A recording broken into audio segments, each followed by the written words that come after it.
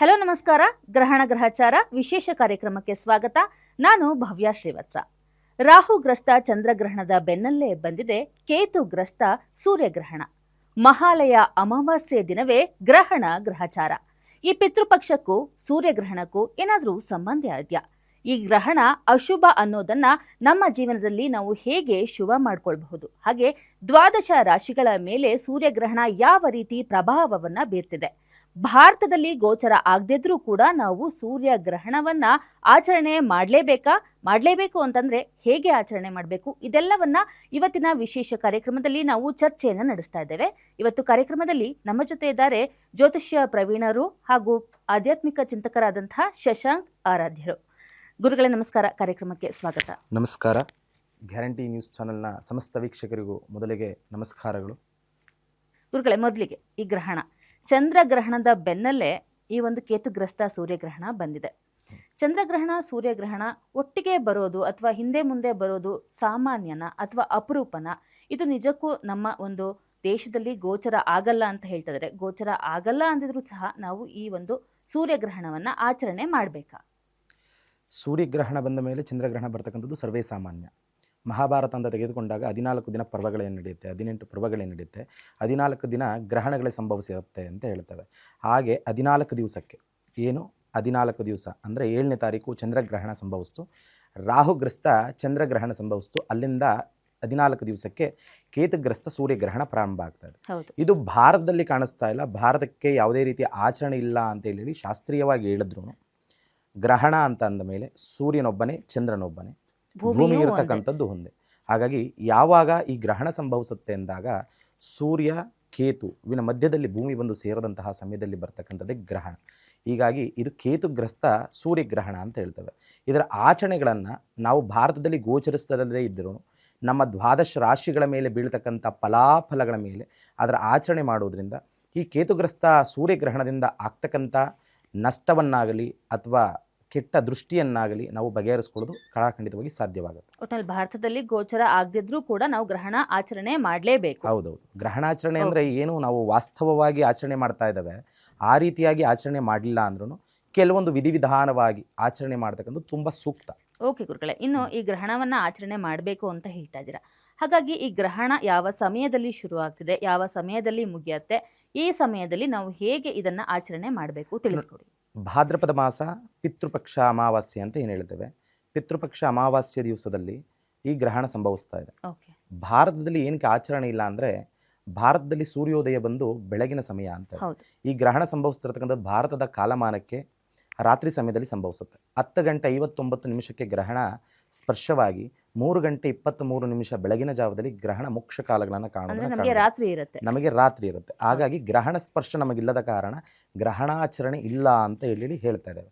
ಧರ್ಮಶಾಸ್ತ್ರಗಳ ಆಧಾರಿತವಾಗಿ ಗ್ರಹಣ ರಾತ್ರಿ ಕಾಲದಲ್ಲಿ ಸಂಭವಿಸುವುದರಿಂದ ಗ್ರಹಣಾಚರಣೆ ನಮ್ಮಲ್ಲಿಲ್ಲ, ಭಾರತದಲ್ಲಿ ಗ್ರಹಣಾಚರಣೆ ಇಲ್ಲ ಅಂತ ಹೇಳ್ತೇವೆ. ಈ ಗ್ರಹಣ ನ್ಯೂಜಿಲ್ಯಾಂಡ್ ಇಂತಹ ಪ್ರದೇಶದಲ್ಲಿ, ಆಸ್ಟ್ರೇಲಿಯಾ ಇಂತಹ ಪ್ರದೇಶದಲ್ಲಿ ಸಂಭವಿಸ್ತಾ ಇದೆ. ಅಲ್ಲಿರ್ತಕ್ಕಂಥ ಭಾರತೀಯರು ನಾವು ಆಚರಣೆ ಮಾಡೋದು ಬೇಡವಾ ಅಂತಕ್ಕಂಥದ್ದು ಒಂದು ಪ್ರಶ್ನೆ ಇರುತ್ತೆ. ಅಲ್ಲಿರ್ತಕ್ಕಂಥವ್ರು ಆ ಪ್ರದೇಶದಲ್ಲಿ ಆ ಗ್ರಹಣ ಸಂಭವಿಸಿದಾಗ ಆಚರಣೆ ಮಾಡ್ತಕ್ಕಂಥದ್ದು ಮುಖ್ಯವಾಗಿರುತ್ತೆ. ಹೌದು. ನಮ್ಮ ಹಬ್ಬ ಹರಿದಿನಗಳಲ್ಲಿ ನಾವು ಹೇಗೆ ಸಂಭ್ರಮದಿಂದ ಸಡಗರದಿಂದ ನಾವು ಹಬ್ಬ ಹರಿದಿನಗಳನ್ನ ಆಚರಿಸ್ತೀವೋ ಹಾಗೆ ಸೂರ್ಯಗ್ರಹಣಕ್ಕೆ ತನ್ನದೇ ಆದ ಕೆಲವೊಂದು ಶಾಸ್ತ್ರಗಳನ್ನ ನಮ್ಮ ಪೂರ್ವಜರು ಮಾಡಿದ್ದಾರೆ. ಅಂದ್ರೆ ಈ ಸೈನ್ಸ್ನಲ್ಲಿ ಈ ಗ್ರಹಣ ಅನ್ನೋದು ಒಂದು ವೈಜ್ಞಾನಿಕ ವಿಷಯ, ಇದೇನು ಇಲ್ಲ. ಸೂರ್ಯ ಚಂದ್ರ ಭೂಮಿ ಇವರಿಬ್ರು ಒಂದು ಚಲನೆ ವೇಳೆ ಭೂಮಿ ಮತ್ತು ಸೂರ್ಯನ ನಡುವೆ ಚಂದ್ರ ಬಂದಾಗ ಅಥವಾ ಸೂರ್ಯ ಮತ್ತು ಭೂಮಿ ನಡುವೆ ಈ ಸೂರ್ಯ ಬಂದಾಗ ಈ ಗ್ರಹಣ ಆಗುತ್ತೆ ಅಂತ ಹೇಳ್ತಾರೆ. ಆದರೆ ಈ ರೀತಿ ವೈಜ್ಞಾನಿಕವಾಗಿ ನಮಗೆ ಸಾಬೀತಾಗಕ್ಕಿಂತ ಸಾವಿರಾರು ವರ್ಷಗಳಿಂದನೂ ಸಹ ನಮ್ಮ ಸನಾತನ ಧರ್ಮದಲ್ಲಿ ಗ್ರಹಣವನ್ನ ಆಚರಣೆ ಮಾಡಿಕೊಂಡು ಬಂದಿದ್ದೇವೆ. ಹಬ್ಬ ಹರಿದಿನಗಳನ್ನ ಕೂಡ ಆಚರಣೆ ಮಾಡದಿದ್ರು ಕೂಡ ಗ್ರಹಣವನ್ನ ನೀವು ಶಾಸ್ತ್ರೋಕ್ತವಾಗಿ ಆಚರಣೆ ಮಾಡಲೇಬೇಕು ಅಂತ ಹೇಳ್ತಾರೆ. ಏನು ಈ ಗ್ರಹಣದ ಮಹತ್ವ? ಯಾಕೆ ಈ ಗ್ರಹಣಕ್ಕೆ ಇಷ್ಟೊಂದು ಮಹತ್ವವನ್ನ ಕೊಟ್ಟಿದ್ದೇವೆ? ಈ ಗ್ರಹಣದ ಸೂತಕದ ಅವಧಿ ಅಂತ ಹೇಳ್ತಾರಲ್ಲ, ಅದು ನಿಜಕ್ಕೂ ತುಂಬಾ ಇಂಪ್ಯಾಕ್ಟ್ ಮಾಡುತ್ತಾ ಮಾನವನ ಜೀವನದ ಮೇಲೆ ಅಂತ? ತುಂಬ ಒಳ್ಳೆ ಪ್ರಶ್ನೆ. ಈ ಗ್ರಹಣ ಹೇಗೆ ಉಟ್ಕೊಳ್ತು ಅಂತ ಬಂದಾಗ ನಮಗೆ ಸಮುದ್ರ ಮಂಥನ ಅನ್ನೋದೊಂದು ಕತೆ ಕೇಳಿರ್ಬೋದು, ನೀವು ಗೊತ್ತಿರುತ್ತೆ.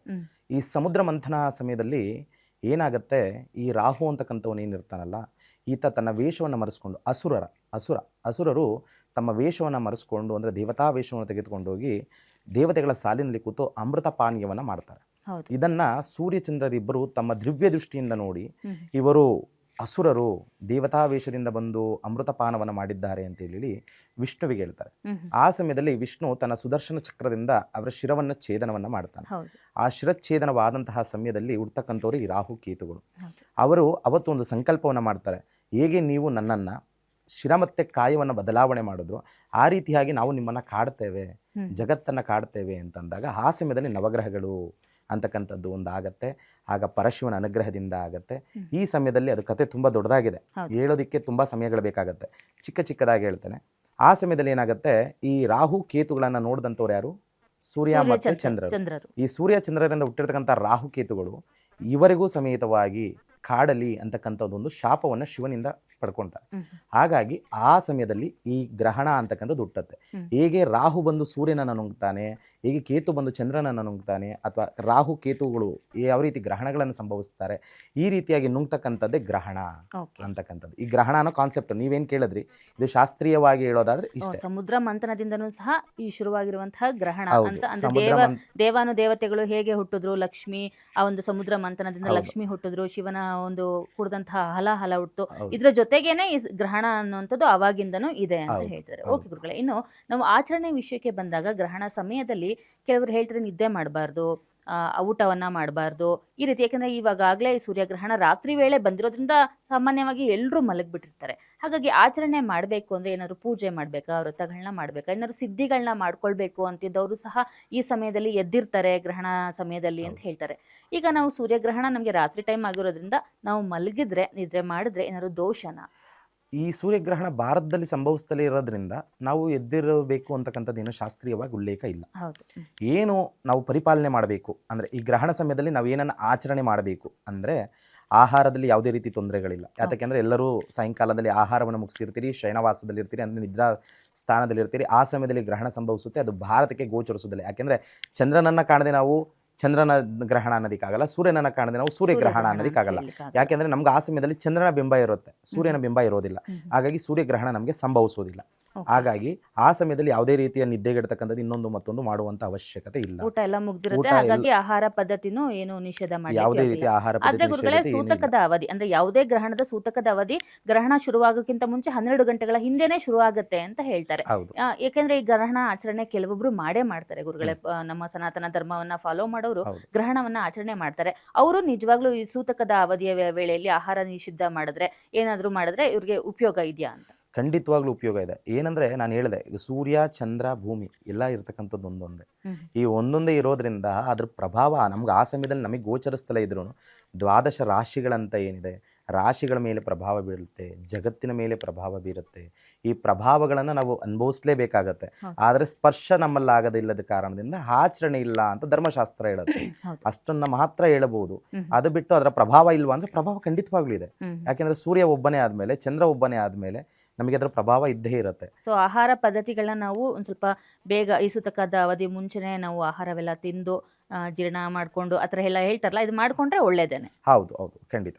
ಓಕೆ ಗುರುಗಳೇ, ಇನ್ನು ಅದರಲ್ಲಿ ಗರ್ಭಸ್ತ್ರೀಯರು, ಗರ್ಭಿಣಿಯರು. ಹೌದು, ಇದನ್ನ ಎಸ್ಪೆಷಲಿ ಕೇಳ್ಬೇಕು ಅನ್ಕೊಂಡಿದ್ದೆ. ಗರ್ಭಿಣಿ ಸ್ತ್ರೀಯರು ಕೂಡ ಗ್ರಹಣ ಅಂದ್ರೆ ತುಂಬಾ ಎಚ್ಚರಿಕೆಯಿಂದ ಇರಬೇಕು ಅಂತ ಹೇಳೋದು ವೃದ್ಧರಿಗೆ, ಗರ್ಭಿಣಿ ಸ್ತ್ರೀಯರಿಗೆ ಮತ್ತು ಮಕ್ಕಳಿಗೆ.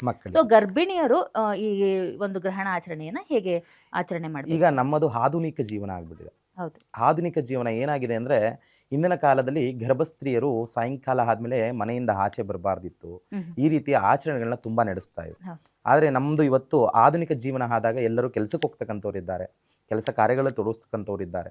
ಹಾಗಾಗಿ ರಾತ್ರಿ ಸಮಯದಲ್ಲಿ ಓಡಾಡ್ತಕ್ಕಂಥದ್ದೆಲ್ಲ ಇದೆ. ಆದರೆ ಈ ಗ್ರಹಣ ಸಂಭವಿಸ್ತಕ್ಕಂಥ ದಿವಸ ರಾತ್ರಿಯಲ್ಲಿ ಯಾರೂ ಆಚೆ ಬರದಲೇ ಇರತಕ್ಕಂಥದ್ದು, ಆಹಾರವನ್ನು ಆದಷ್ಟು ಸಂಜೆ ಸೂರ್ಯಾಸ್ತಮ ಆಗೋದ್ರೊಳಗಡೆ ಆಹಾರವನ್ನು ಸೇವನೆ ಮಾಡ್ತಕ್ಕಂಥದ್ದು, ಈ ರೀತಿಯಾಗಿ ಪರಿಪಾಲನೆಯನ್ನು ಮಾಡಿದ್ರೆ ಈವರೆಗೆ ಯಾವುದೇ ರೀತಿಯ ಗ್ರಹಣದ ಪ್ರಭಾವ ಬೀರೋದಿಲ್ಲ.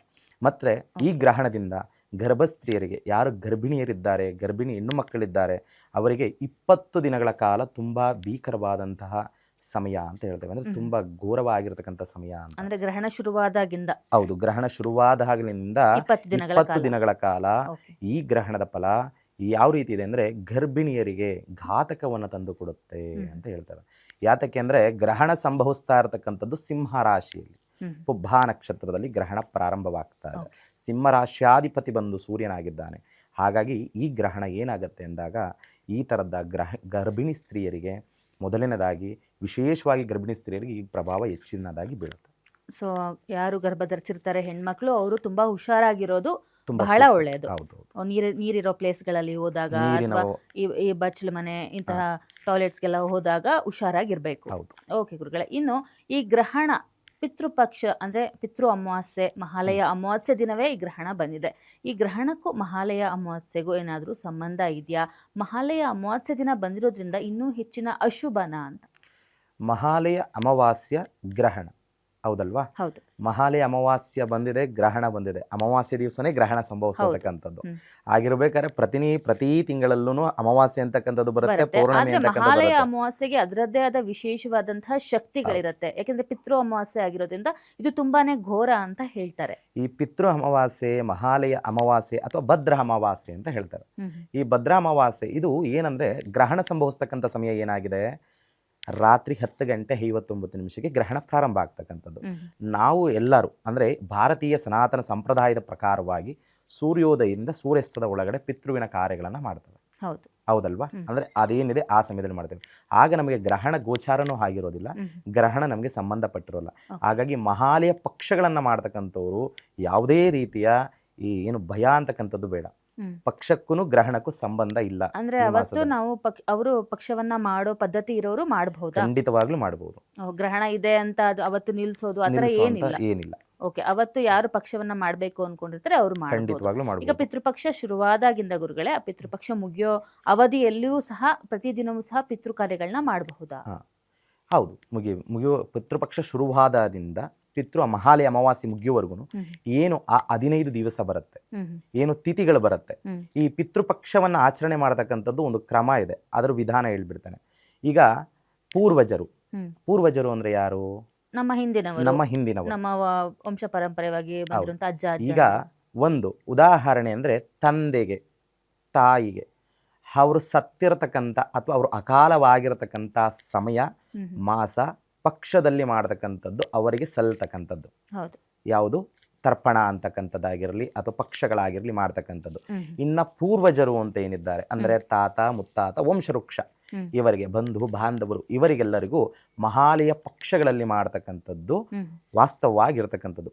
ಈ ಪಕ್ಷದಲ್ಲಿ ಯಾವ ರೀತಿ ಮಾಡಬೇಕು ಅಂದ್ರೆ ಅವರು ಯಾವ ಕಾಲದಲ್ಲಿ ಅಕಾಲವಾಗಿದ್ದಾರೆ, ಯಾವ ತಿಥಿ ಬರುತ್ತೆ ಅದನ್ನ ನೋಡಿ ಆ ತಿಥಿಯ ದಿವಸದಲ್ಲಿ ಆಚರಣೆಯನ್ನು ಮಾಡೋದ್ರಿಂದ ಅವರ ಆತ್ಮಕ್ಕೆ ಅದು ತೃಪ್ತಿ ಆಗತ್ತೆ, ಪಿತೃದೋಷ ನಿವಾರಣೆ ಆಗತ್ತೆ ಅಂತಕ್ಕಂಥದ್ದು ಶಾಸ್ತ್ರದಲ್ಲಿ ಉಲ್ಲೇಖವಾಗಿರ್ತಕ್ಕಂಥದ್ದು. ಈಗ ನಾವು ಪಿತೃ ಕಾರ್ಯವನ್ನ ಮಾಡ್ತೇವೆ, ಶ್ರೀರಂಗಪಟ್ಟಣಕ್ಕೆ ಹೋಗ್ತೇವೆ, ಗಯಾಗೆ ಹೋಗ್ತೇವೆ, ಅಲ್ಲಿ ಮಾಡ್ತೇವೆ ಇಲ್ಲಿ ಮಾಡ್ತೇವೆ, ಆದರೆ ನಮಗೆ ಪಿತೃದೋಷ ಇದೆ ಜಾತಕದಲ್ಲಿ ಅಂತ ತುಂಬಾ ಜನ ನಮ್ಮ ಹತ್ರ ಬರ್ತಾರೆ. ಈ ಬರ್ತಕ್ಕಂಥ ಸಮಯದಲ್ಲಿ ಏನಂತ ಹೇಳ್ತೇವೆ ಅಂದ್ರೆ ಪಿತೃ ಕಾರ್ಯವನ್ನ ನೀವು ಮಾಡಿದಿರಿ, ಆದ್ರೆ ಆ ಆತ್ಮ ಯಾವಾಗ ಭೂಲೋಕಕ್ಕೆ ಬಂದು ನನಗೆ ಹಸಿವು ಅನ್ನುತ್ತೋ ಆಗ ಅದಕ್ಕೆ ನೀವು ಊಟವನ್ನು ಬಡಿಸಿಲ್ಲ, ಅಂದ್ರೆ ಅದಕ್ಕೆ ತರ್ಪಣವನ್ನ ನೀವು ಕೊಟ್ಟಿಲ್ಲ. ಆ ಸಮಯದಲ್ಲಿ ನೀವು ತರ್ಪಣವನ್ನು ಕೊಟ್ಟಾಗ ಅದಕ್ಕೆ ಮೋಕ್ಷ ಅಂತಕ್ಕಂಥದ್ದು ಪ್ರಾಪ್ತವಾಗುತ್ತೆ, ಆಗ ನಿಮಗೆ ಪಿತೃದೋಷ ನಿವಾರಣೆ ಆಗತ್ತೆ ಅಂತಕ್ಕಂಥದ್ದು ನಾವು ತುಂಬಾ ಜನ ಕೇಳಿದೀವಿ. ಇದು ಶಾಸ್ತ್ರದಲ್ಲಿ ಉಲ್ಲೇಖವಾಗಿರ್ತಕ್ಕಂಥದ್ದು. ಈ 15 ದಿವಸ ಏನು ಪಿತೃಪಕ್ಷ ಅಂತ ಏನು 15 ದಿವಸ ಬರುತ್ತೆ, ಈ 15 ದಿವಸದಲ್ಲಿ ಯಾವ ಮಾಸ, ಯಾವ ನಕ್ಷತ್ರ, ಯಾವ ತಿಥಿ, ಇಲ್ಲಿ ನಕ್ಷತ್ರ ತುಂಬ ಮುಖ್ಯ ಆಗೋದಿಲ್ಲ, ತಿಥಿನೇ ತುಂಬ ಮುಖ್ಯವಾಗ್ತಕ್ಕಂಥದ್ದು, ಮತ್ತೆ ಪಕ್ಷ ಮುಖ್ಯವಾಗ್ತಕ್ಕಂಥದ್ದು. ಈಗ ಎಕ್ಸಾಂಪಲ್ ಹೇಳ್ತೇನೆ, ಯಾರೋ ಒಬ್ರು ಬಂದಿದ್ರು, ನಮ್ಮ ತಂದೆಯವರು ಈ ಸೆಪ್ಟೆಂಬರ್ ತಿಂಗಳಲ್ಲಿ ತೀರ್ಕೊಂಡ್ರು, 22ನೇ ತಾರೀಕು ತೀರ್ಕೊಂಡ್ರು ಅಂತ ಬಂದರು. ಅವರು ಸತ್ತಿರತಕ್ಕಂಥದ್ದು 3 ವರ್ಷದ ಹಿಂದೆ. ಈಗ ಅವ್ರಿಗೆ ಪಿತೃದೋಷ ಇದೆ, ಪಿತೃದೋಷವನ್ನು ನಿವಾರಣೆ ಮಾಡಿಸ್ಕೊಂಡು ಬಂದಿದ್ದೀವಿ, ನಮ್ಮ ಕೆಲಸ ಕಾರ್ಯಗಳು ಯಾವುದೋ ಈಗ ಸ್ವಲ್ಪ ದಾರಿ ಆಗ್ತಾ ಇದೆ, ನಾವು ನಮ್ಮ ತಂದೆ ಕಾರ್ಯನ ಇನ್ನು ಯಾವಾಗ ಮಾಡಬೇಕು, ಈಗ ಮಾಡಿಸಿದವಲ್ಲಿ ಇನ್ನು ಯಾವಾಗಲೂ ಮಾಡೋವಾಗಿಲ್ವಾ ಅಂತ. ಪಿತೃಗಳಿಗೆ ನಾವು ಎಷ್ಟು ತರ್ಪಣವನ್ನು ಕೊಡ್ತೇವೆ, ಎಷ್ಟು ಕ್ಲೀನಾಗಿ ಆಚಾರ ವಿಚಾರವಾಗಿ ಮಾಡ್ತೇವೆ, ಅಷ್ಟು ನಮ್ಮ ಜೀವನ ಅಭಿವೃದ್ಧಿ ಆಗೋದನ್ನು ನಾವು ಕಾಣ್ತೇವೆ. ಅದೇ ರೀತಿಯಾಗಿ ಈ ತರ್ಪಣ ಅನ್ನೋಂಥಕ್ಕೊಂದು ವಿಚಾರಕ್ಕೆ ಬಂದಾಗ ಅವರು ಹೇಳಿದ್ದು ಸೆಪ್ಟೆಂಬರ್ 22ನೇ ತಾರೀಕು ಅಂತ ಹೇಳಿದ್ರು.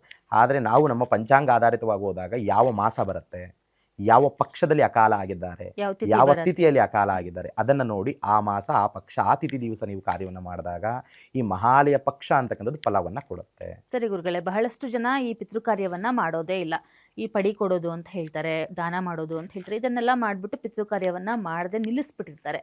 ಅಂಥವರಿಗೆ ಪಿತೃದೋಷಗಳು ಖಂಡಿತ ಕಾಡತ್ತೆ ಅಂತ ಶಾಸ್ತ್ರಗಳು ಹೇಳತ್ತೆ. ಈ ಮಾಲಯ ಅಮಾವಾಸ್ಯೆ ಪಿತೃಪಕ್ಷದಲ್ಲಿ ಈ ಒಂದು ಪಿತೃ ಕಾರ್ಯವನ್ನ ಎಲ್ಲರೂ ಮಾಡಬಹುದಾ? ಈ ಮಾಡಿದ್ರೆ ಈ ಪಿತೃದೋಷ ನಿವಾರಣೆ ಆಗತ್ತಾ? ಅಥವಾ ಈಗ ಪ್ರತಿ ವರ್ಷ ಹೇಳಿದ್ರಲ್ಲ ನೀವು, ಆ ಮಾಸ ಆ ತಿಥಿನಲ್ಲಿ ಪಿತೃ ಕಾರ್ಯವನ್ನ ಪ್ರತಿಯೊಬ್ಬರು ವರ್ಷಕ್ಕೊಂದ್ಸಲ ಮಾಡಿರ್ತಾರೆ, ಅಂಥವರು ಸಹ ಮಹಾಲಯ ಅಮಾವಾಸ್ಯೆಯನ್ನ ಆಚರಣೆ ಮಾಡಿ ತರ್ಪಣವನ್ನ ಕೊಡಬೇಕಾ? ಇಲ್ಲಮ್ಮ, ವರ್ಷದಲ್ಲಿ ಒಮ್ಮೆ ಮಾತ್ರ ಮಾಡಬೇಕು. ಹ್ಮ್. ಶಾಸ್ತ್ರೀಯವಾಗಿ ವರ್ಷದಲ್ಲಿ ಒಮ್ಮೆ ಮಾತ್ರ ಆಚರಣೆಯನ್ನು ಮಾಡಬೇಕು. ಹ್ಮ್. ಈಗ ಒಬ್ಬ ಪೂರ್ವಜನಿಗೆ ಒಂದು ತರ್ಪಣವನ್ನು ಅಥವಾ ಒಂದು ಪಿಂಡ ಪ್ರದಾನವನ್ನು ಮಾಡ್ತಾ ಇದ್ದೇವೆ ಅಂದರೆ ಒಂದೇ ಬಾರಿ ಮಾಡಬೇಕು ಹ್ಮ್. ವರ್ಷಕ್ಕೆ. ಹ್ಮ್. ಪದೇ ಪದೇ ಮಾಡ್ತಕ್ಕಂಥದ್ದು. ಈಗ ಏನಾಗ್ಬಿಟ್ಟಿದೆ ಅಂದರೆ ಎಲ್ಲೋ ಒಂದು ಕಡೆ ಟ್ರಿಪ್ ಹೋಗ್ತಾರೆ ಹ್ಮ್. ಜನಗಳೆಲ್ಲ. ಯಾವ ರೀತಿಯಾಗಿ ಅಂದರೆ ಈಗ ಶ್ರೀರಂಗಂಗೆ ಹೋಗ್ತಾರೆ, ಹ್ಮ್. ಶ್ರೀರಂಗಪಟ್ಟಣಕ್ಕೆ ಹೋಗ್ತಾರೆ, ಈ ರೀತಿ ಗಯಾಗೆ ಹೋಗ್ತಾರೆ. ಈ ರೀತಿಯಾಗಿ ನಾನಾ ಕ್ಷೇತ್ರ ನದಿ ತೀರಗಳಲ್ಲಿ ಈ ತರ್ಪಣವನ್ನು ಮಾಡ್ತಕ್ಕಂಥದ್ದು ಅಲ್ಲಿರ್ತಕ್ಕಂಥ ಹೌದು. ಬ್ರಾಹ್ಮಣರು ನಡೆಸ್ತಾ ಇರ್ತಾರೆ. ಏನಾಗುತ್ತೆ, ಇಲ್ಲಿವರೆಗೂ ಬಂದಿದ್ದೇನೆ, ಹ್ಮ್. ನಾನು ಮಾಡೋಗ್ಬಿಡೋಣ ಹ್ಮ್. ಅಂತಕ್ಕಂಥದ್ದು. ಹಾಗೆ ಮಾಡಿದ್ದು ಅವ್ರಿಗೆ ಅರ್ಪಿತವಾಗುತ್ತಾ? ಆಗಲ್ಲ. ಹಾಗಾಗಿ ಹಾಗೆ ನಾವು ಯಾವ ಸಮಯದಲ್ಲಿ ಯಾವ ಪಕ್ಷದಲ್ಲಿ ಮಾಡ್ತೀವಿ ಅದು ಮಾತ್ರ ಅವ್ರಿಗೆ ಅರ್ಪಿತವಾಗುವುದನ್ನು ನಾವು ಕಾಣ್ಬೋದು. ಹಾಗಾಗಿ ಓಕೆ. ವರ್ಷಕ್ಕೆ ಒಬ್ಬರಿಗೆ ಒಂದೇ ಬಾರಿ ತರ್ಪಣವನ್ನು ಇಡ್ತಕ್ಕಂಥದ್ದು. ಹ್ಮ್. ಹ್ಮ್. ಮತ್ತು ಎರಡನೇದಾಗಿ ನೀವು ಇನ್ನೂ ಒಂದು ಪ್ರಶ್ನೆ ಕೇಳಿದ್ರಿ, ತುಂಬ ಪ್ರಶ್ನೆ ತುಂಬ ಚೆನ್ನಾಗಿದೆ. ಈ ದಾನವನ್ನು ಕೊಟ್ಬಿಡ್ತಾರೆ, ಹೌದು. ಅದರಿಂದ ಪಿತೃದೋಷ ಬರುತ್ತೆ ಅಂತ ಗೊತ್ತಿದ್ರೂ ಮಾಡ್ತಾರೆ, ಹೌದು. ಇದಕ್ಕೇನಾದರೂ ಪರಿಹಾರ ಸಿಗತ್ತಾ? ಇದು ನಿಮ್ಮ ಪ್ರಶ್ನೆ, ಹ್ಮ್. ಹೌದಲ್ವಾ? ಏನಿಲ್ಲಮ್ಮ, ಒಂದು ಮನೆ ಅಂತ ತಗೊಂಡಾಗ, ಒಂದು ವಂಶವೃಕ್ಷ ಅಂತ ತೆಗೆದುಕೊಂಡಾಗ ತಂದೆ ತಾಯಿ ಇಬ್ಬರು ಇರ್ತಾರೆ, ಅವರಿಗಿಬ್ಬರು ಮಕ್ಕಳಿರ್ತಾರೆ. ಓಕೆ. ಒಬ್ಬ ಮಗ ಹೊರದೇಶದಲ್ಲಿ ವಾಸ ಮಾಡ್ತಾ ಇರ್ತಾನೆ, ಹ್ಮ್. ಇನ್ನೊಬ್ಬ ಮಗ ಸ್ವದೇಶದಲ್ಲೇ ಇರ್ತಾನೆ ಅಥವಾ ಅಲ್ಲೇ ಎಲ್ಲೋ ಆ ಗ್ರಾಮದಲ್ಲೇ ಇರ್ತಾನೆ. ಸರಿ. ಯಾರೇ ಎಲ್ಲೇ ಇದ್ರೂ ದೊಡ್ಡ ಮಗನ ಜವಾಬ್ದಾರಿ ಆಗಿರುತ್ತೆ. ಅಂದರೆ ಹ್ಮ್. ಯಾರು ಜ್ಯೇಷ್ಠ ಪುತ್ರನಿರ್ತಾನೆ ಹ್ಮ್. ಅವನ ಜವಾಬ್ದಾರಿ ಆಗಿರುತ್ತೆ. ಯಾಕೆಂದರೆ ವಂಶದ ಮೂಲ ವೃಕ್ಷಕ್ಕೆ ಅಧಿಪತಿ ಅವನಾಗಿರ್ತಾನೆ. ಹ್ಮ್. ಈಗ ತಂದೆಯ ನಂತರದ ಮನೆ ಯಜಮಾನನ ಆಡಳಿತ ಯಾರಿಗೆ ಬರುತ್ತೆ? ದೊಡ್ಡ ಮಗನ. ದೊಡ್ಡ ಮಗನಿಗೆ ಬರುತ್ತೆ. ಆ ರೀತಿಯಾಗಿ ಆತ ಮಾಡಬೇಕು. ಹ್ಮ್. ಒಂದು ಮನೆಯಲ್ಲಿ ಈಗ ನಾನೊಂದು ಕಡೆ ಇದ್ದೀನಿ, ನನ್ನ ಅಣ್ಣ ಒಂದು ಕಡೆ ಇದ್ದಾರೆ, ನನ್ನ ತಮ್ಮ ಒಂದು ಕಡೆ ಇದ್ದಾರೆ, ಎಲ್ರು ಮಾಡೋದು ಎಲ್ರು ಸರಿಯಲ್ಲ. ಸರಿಯಲ್ಲ. ಹ್ಮ್. ಒಬ್ಬರು ಮಾತ್ರ ಆಚರಣೆನ ಮಾಡಬೇಕು. ಈಗ ಎಲ್ಲರೂ ಸೇರಿ ಒಂದು ಕಡೆ ಮಾಡ್ತಕ್ಕಂಥದ್ದು ಹ್ಮ್. ಮೊದಲಿಂದಲೂ ಬಂದಿರತಕ್ಕಂಥ ಸಂಪ್ರದಾಯ. ಹೌದು ಗುರುಗಳೇ, ಆದ್ರೆ ತಾಯಂದ್ರಿಗೆ ಚಿಕ್ಕ ಮಗ ಮಾಡ್ಬೇಕು ಅಂತ ಹೇಳ್ತಾರೆ, ಹೌದು. ತಂದೆಗೆ ದೊಡ್ಡ ಮಗ ದೊಡ್ಡ ಮಗ ಮಾಡ್ಬೇಕು, ಮಾಡಬೇಕು. ತಾಯಂದ್ರಿಗೆ ಚಿಕ್ಕ ಮಗ ಮಾಡ್ಬೇಕು ಅಂತ ಹೌದು. ಹೇಳ್ತಾರೆ. ಹಾಗೆ ಮಾಡ್ಬೇಕಾ? ಹೌದು, ಹಾಗೆ ಮಾಡಬೇಕು. ಈಗ ವಾಸ್ತವ ಏನಂದ್ರೆ ಅದೇ ನಾನು ಹೇಳಿದೆ, ಈಗ ಚಿಕ್ಕ ಮಗ ಮಾಡ್ತಾರೆ, ಹ್ಮ್. ಮೊದಲನೇ ವರ್ಷದಲ್ಲಿ ಚಿಕ್ಕ ಮಗ ಮಾಡಲೇಬೇಕು ಅಂತ ಶಾಸ್ತ್ರ ಇದೆ. ಹ್ಮ್. ನಂತರದಲ್ಲಿ ಅವರೇ ಮಾಡ್ಬೇಕಂತ ಎಲ್ಲೂ ಉಲ್ಲೇಖ ಇಲ್ಲ. ಹ್ಮ್. ಈ ಸಮಯದಲ್ಲಿ ಏನಾಗುತ್ತೆ, ಈ ದೊಡ್ಡ ಮಗ ಚಿಕ್ಕ ಮಗ ಇವ್ರ ಮಧ್ಯದಲ್ಲಿ ಯಾವುದೋ ಒಂದು ವೈಷಮ್ಯ ಬರುತ್ತೆ, ದೂರ ದೂರ ಆಗ್ತಾರೆ. ಹ್ಮ್. ಆ ಸಮಯದಲ್ಲಿ ನಾವೇನು ಮಾಡಬೇಕು? ಹ್ಮ್. ನನ್ನ ಮನೇಲಿ ನಾನು ಮಾಡ್ತೀನಿ, ನಿನ್ನ ಮನೇಲಿ ನೀನು ಮಾಡ್ತೀನಿ ಅಂದಾಗ ಪಿತೃದೋಷ ಹೋಗೋಲ್ಲ, ಪಿತೃದೋಷ ಬರುತ್ತೆ. ಆಗ ಓಕೆ. ಪಿತೃದೋಷ ಹೋಗೋದ್ರಲ್ಲಿ ಪಿತೃದೋಷ ಬರುತ್ತೆ. ಯಾಕೆಂದ್ರೆ ಆಚಾರವನ್ನು ಬಿಟ್ಟು ನಾವು ಅನಾಚಾರವನ್ನು ಮಾಡಿದ್ರೆ ಫಲ ಏನಾಗುತ್ತೆ? ಶಾಸ್ತ್ರೋಕ್ತವಾಗಿ ಯಾರು ಶಾಸ್ತ್ರವನ್ನ ಮಾಡ್ಬೇಕು ಅವರೇ ಮಾಡ್ಲೇಬೇಕು. ಹೌದು, ಅವರೇ ಮಾಡಬೇಕು. ಈಗ ದೊಡ್ಡವರು ತಂದೆಗೆ, ಹ್ಮ್. ಚಿಕ್ಕವರು ತಾಯಿಗೆ, ತಾಯಿಗೆ. ಅವರವರ ಮನೆಯಲ್ಲಿ ಮಾಡ್ಕೊಳ್ಳಿ, ಅವರವರ ವೈಷಮ್ಯ ಸಾವಿರ ಇರಲಿ. ಸರಿ. ನನ್ನ ಮನೆಯಲ್ಲಿ ಅವ್ರ ಮನೆಯಲ್ಲಿ 2 ಧೂಪವನ್ನು ಹಾಕಬಾರ್ದು, 2 ಪಿಂಡವನ್ನು ಇಡಬಾರ್ದು, ಅಂದರೆ ದ್ವಿಪಿಂಡವನ್ನು, ಅಂದರೆ 2 ಕಡೆ ಪಿಂಡಾರ್ಪಣೆಯನ್ನು ಹ್ಮ್. ಮಾಡಬಾರ್ದು. ಹಾಗಾಗಿ ಆ ಸಮಯದಲ್ಲಿ ಏನು ಮಾಡ್ತಾರೆ, ಈ ದಾನವನ್ನು ಕೊಡ್ತಕ್ಕಂಥದ್ದು ಮನಸ್ಸಮಾಧಾನಕ್ಕೆ, ಹ್ಮ್. ಬ್ರಾಹ್ಮಣರಿಗೆ ಭೋಜನಕ್ಕೆ ಸಾಮಗ್ರಿಗಳನ್ನು ದಾನವನ್ನು ಕೊಡ್ತಕ್ಕಂಥದ್ರಿಂದ ಅವರ ಮನಸ್ಸಮಾಧಾನಕ್ಕೆ ಮಾಡ್ತಕ್ಕಂಥದ್ದು. ಸರಿ ಗುರುಗಳೇ, ಇನ್ನು ಈ ಗ್ರಹಣ ಆಚರಣೆ, ಆಹಾರ ಪದ್ಧತಿ ಎಲ್ಲ ಹೇಳಿದ್ರಿ. ಈ ಗ್ರಹಣ ಆಚರಣೆಯನ್ನ ಅಂದ್ರೆ ನಮ್ಮ ಭಾರತದಲ್ಲಿ ಗೋಚರ ಇಲ್ದಿದ್ರು ಕೂಡ ದೇವಸ್ಥಾನಗಳ ಬಾಗಿಲನ್ನ ಬಂದ್ ಮಾಡಿರ್ತಾರೆ, ಪೂಜೆಗಳನ್ನ ನಡೆಸೋದಿಲ್ಲ. ಸೊ ಹಾಗಾಗಿ ಮತ್ತೆ ನಾವು ಮನೆಯನ್ನು ಕೂಡ ಶುದ್ಧಿ ಮಾಡ್ಕೊಳ್ಬೇಕಾ? ಈ ಥರದ್ದೆಲ್ಲ ಇರುತ್ತೆ. ಅಂದ್ರೆ ಏನು, ಎಲ್ಲವಕ್ಕೆ ದರ್ಬೆಗಳನ್ನ ಹಾಕೋದಿರತ್ತೆ, ನೀರುಗಳಿಗೆ ಅಂದ್ರೆ ಸಂಗ್ರಹಿಸಿಟ್ಟಂತಹ ಹೌದು. ಆಹಾರ ಧಾನ್ಯಗಳಿಗೆ, ನೀರಿಗೆ ದರ್ಬೆಯನ್ನ ಹಾಕ್ತಾರೆ. ಇದನ್ನ ಇವಾಗ್ಲೂ ಸಹ ನಾವು ಆಚರಣೆ ಮಾಡ್ಬೇಕಾ ಈ ಸೂರ್ಯಗ್ರಹಣದಲ್ಲಿ? ಅಮ್ಮ ನೋಡಿ, ಮೊದಲನೇದಾಗಿ ವಾಸ್ತವವಾಗಿ ಆಚರಣೆ ಅಂತಕ್ಕಂಥದ್ದು ನಮ್ಮ ಪೂರ್ವಜರು ನಡೆಸಿರ್ತಕ್ಕಂಥದ್ದು. ಹಾಲಿಗೆ ದೋಷ ಇಲ್ಲ, ಹ್ಮ್.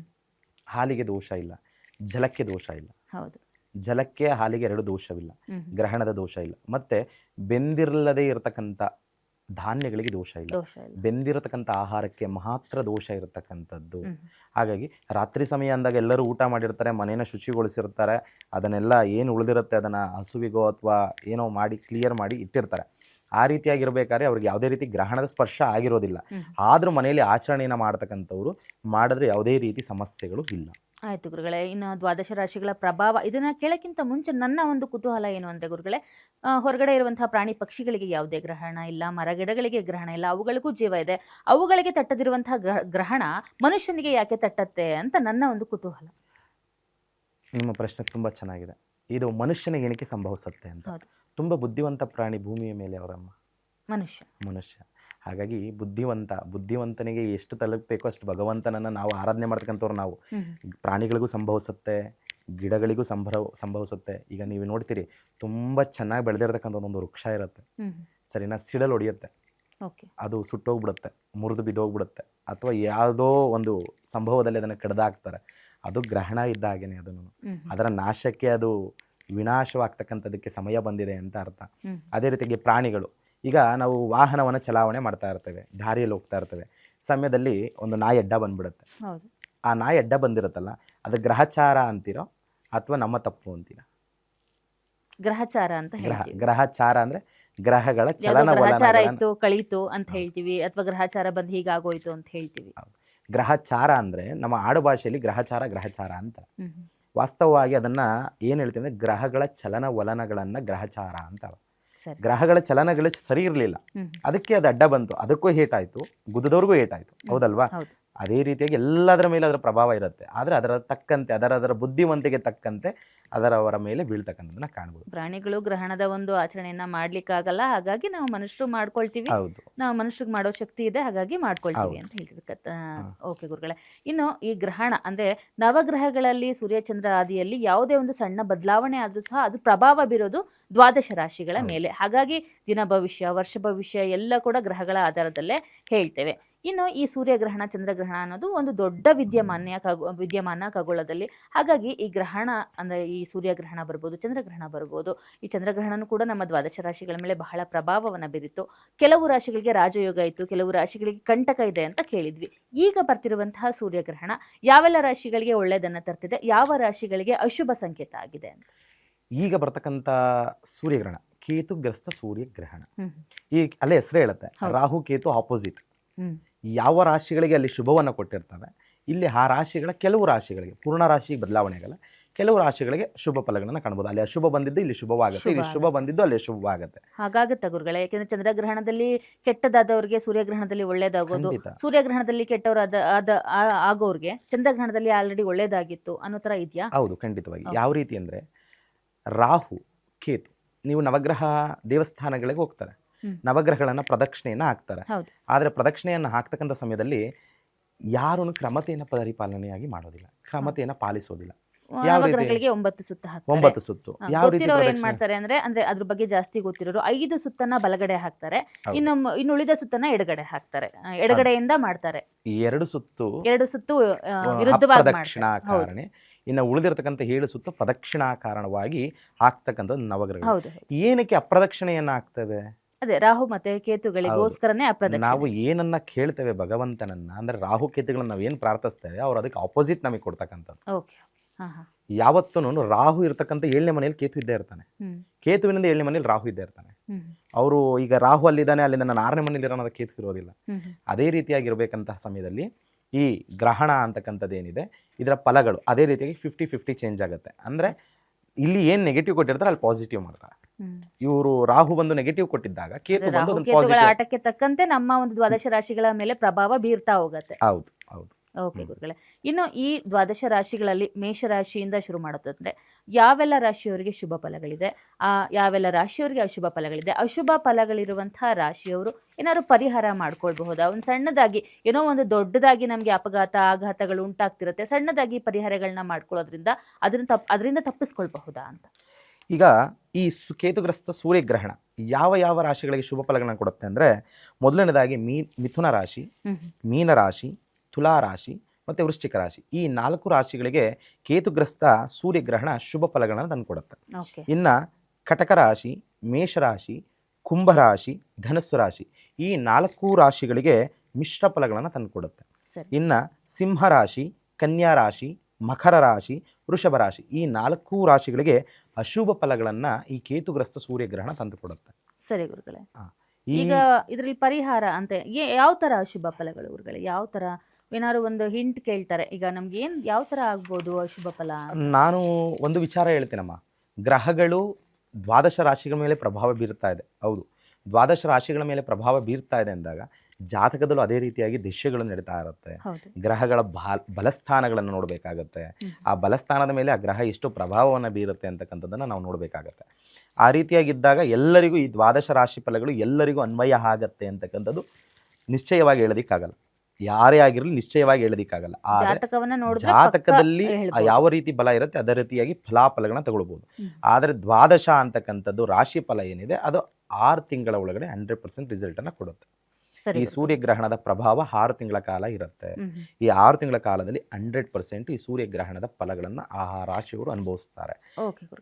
ಎಲ್ಲರೂ ಪರಿಹಾರ ಮಾಡ್ಕೊಳ್ಬೇಕಾ ಗುರುಗಳು? ಎಲ್ಲ ರಾಶಿಯವರಿಗೂ ಪರಿಹಾರ ಮಾಡ್ಕೊಳ್ಬೇಕಾ? ಈಗ ಸೂರ್ಯ ಅಂತಕ್ಕಂಥವನು ಒಬ್ಬನೇ ಅಂತ ಅಂದೆ. ಇವತ್ತು ಸೂರ್ಯ ಅಂತಕ್ಕಂಥವನು ಒಬ್ಬನೇ. ಹೌದು. ಈ ಸೂರ್ಯ ಅಂತಕ್ಕಂಥವನು ಒಬ್ಬನೇ ಇರೋದ್ರಿಂದ ಏನಾಗುತ್ತೆ ಅಂದರೆ ಅವನು ಸಂಚರಣೆ ಮಾಡತಕ್ಕಂಥ ಸಮಯದಲ್ಲಿ ಅವನು ಯಾವ ಮನೆಯಲ್ಲಿದ್ದಾನೆ, ಯಾವ ಮನೆಯನ್ನು ವೀಕ್ಷಿಸ್ತಾ ಇದ್ದಾನೆ ಅನ್ನೋದ್ರ ಮೇಲೆ ಅಷ್ಟೂ ರಾಶಿಗಳ ಮೇಲೂ ಸಮೇತವಾಗಿ ಇದರ ಪ್ರಭಾವವನ್ನು ಬೀರುತ್ತೆ.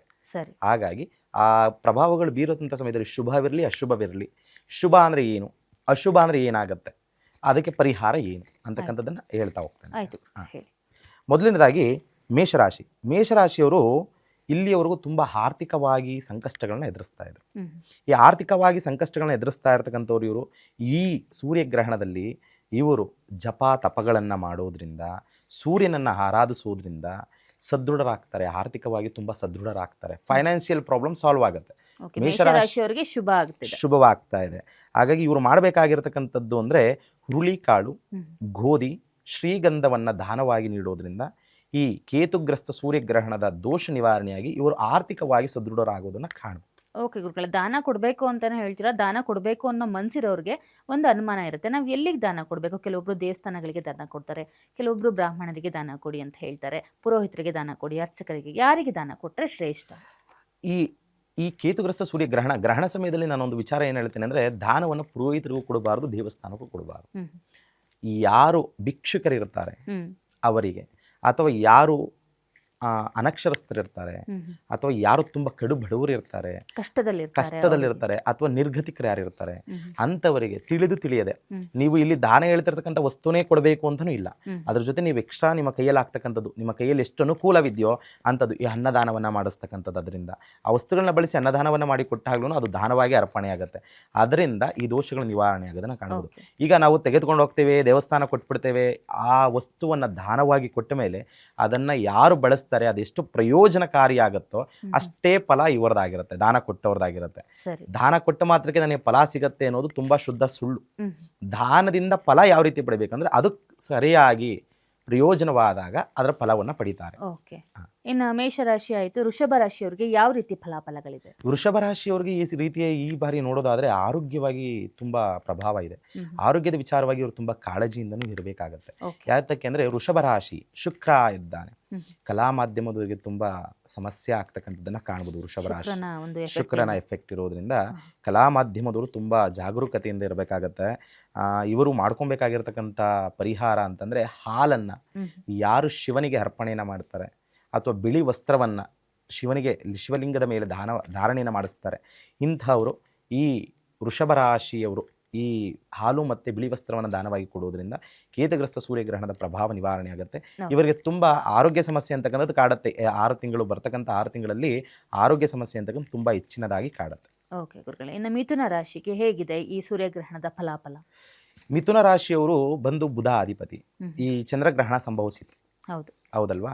ಈ ಸಮಯದಲ್ಲಿ ಏನಾಯ್ತಂದ್ರೆ ಮಿಥುನ ರಾಶಿಯವರಿಗೆ ಮನಸ್ತಾಪಗಳು, ಜಗಳಗಳು, ಕುಟುಂಬದಲ್ಲಿ ಕಲಹ, ಅಥವಾ ಎಲ್ಲೇ ಹೋದ್ರೂ ವ್ಯಾಜ್ಯ ಅಂತಕ್ಕಂಥದ್ದು, ಯಾವುದೇ ಒಂದು ಸರ್ಕಾರಿ ಕೆಲಸಗಳಿಗೆ ಹೋದಾಗ ಅದು ಅಭಿವೃದ್ಧಿ ಆಗದಲ್ಲಿ ಇರತಕ್ಕಂಥದ್ದು, ಅಡೆತಡೆಗಳು, ಈ ಥರದ್ದು ಏನು ಇಲ್ಲಿಯವರೆಗೂ ಸಮಸ್ಯೆಗಳನ್ನ ಎದುರಿಸ್ಕೊಂಡು ಬರ್ತಾ ಇದ್ರು ಆ ಥರದ ಸಮಸ್ಯೆಗಳು ನಿವಾರಣೆ ಆಗೋದನ್ನ ಕಾಣಬಹುದು. ಯಾವುದರಿಂದ ಏನು ಮಾಡ್ಕೊಳ್ಬೇಕು ಅದಕ್ಕೆ ಪರಿಹಾರ ಅಂದರೆ ಗೋಮಾತೆಗೆ ಇವರು ಚಪಾತಿಯನ್ನಾಗಲಿ ಅಥವಾ ರಾಗಿಯ ರೊಟ್ಟಿಯನ್ನಾಗಲಿ ದಾನವಾಗಿ ಅಥವಾ ತಿನ್ನಿಸೋದ್ರಿಂದ ಈ ಮಿಥುನ ರಾಶಿಯವರು ಶುಭ ಫಲಗಳನ್ನು ಸೂರ್ಯಗ್ರಹಣ ಸಮಯದಲ್ಲಿ ಕಾಣಬಹುದು. ಓಕೆ ಗುರುಗಳೇ, ಮುಂದಿನ ರಾಶಿ ಕಟಕ ರಾಶಿ. ಕಟಕ ರಾಶಿಯವರಿಗೆ ಈ ಸೂರ್ಯಗ್ರಹಣ ಯಾವ ರೀತಿ ಪ್ರಭಾವ ಬೀರ್ತಾ ಇದೆ? ಕಟಕ ರಾಶಿಯವರು, ಕಟಕ ಅಂತ ಬಂದಾಗ ಚಂದ್ರಾಧಿಪತಿ ಅಂತ ಹೇಳ್ತವೆ. ಈ ಚಂದ್ರ ಅಧಿಪತಿ ಆಗಿರ್ತಕ್ಕಂಥದ್ದು ಇವರೇನಂದ್ರೆ ಎಂಥವರ ಬಳಿಯೂ ಶತ್ರುತ್ವವನ್ನು ಇಟ್ಕೊಂಡಿರೋದಿಲ್ಲ, ಎಲ್ಲರನ್ನೂ ಮಿತ್ರರಾಗಿ ನೋಡ್ತಾರೆ. ತನ್ನ ಶತ್ರು ಸಮೇತವಾಗಿ ಬಂದು ತನ್ನ ಮುಂದೆ ನಿಂತುಕೊಂಡ್ರೆ ಅವನ ಕಷ್ಟಕ್ಕೆ ಕರಗೋಗ್ತಕ್ಕಂಥ ಮನಸ್ಥಿತಿ ಕಟಕ ರಾಶಿ, ಕಟಕ ಲಗ್ನದಲ್ಲಿ ಜನಿಸಿರ್ತಕ್ಕಂಥವ್ರದ್ದು ಇರುತ್ತೆ. ಅದಕ್ಕೆಂದ್ರೆ ಚಂದ್ರ ಮನಸ್ಕಾರಕನಾಗಿರ್ತಕ್ಕಂಥ ಚಂದ್ರನಿಂದ ಈ ರೀತಿಯ ಪ್ರಭಾವವನ್ನು ನಾವು ಕಾಣ್ಬೋದು. ಹಾಗಾಗಿ ಇವರಿಗೆ ಏನಾಗುತ್ತೆ ಅಂದರೆ ಶತ್ರುಗಳಲ್ಲಿ ಜಯ.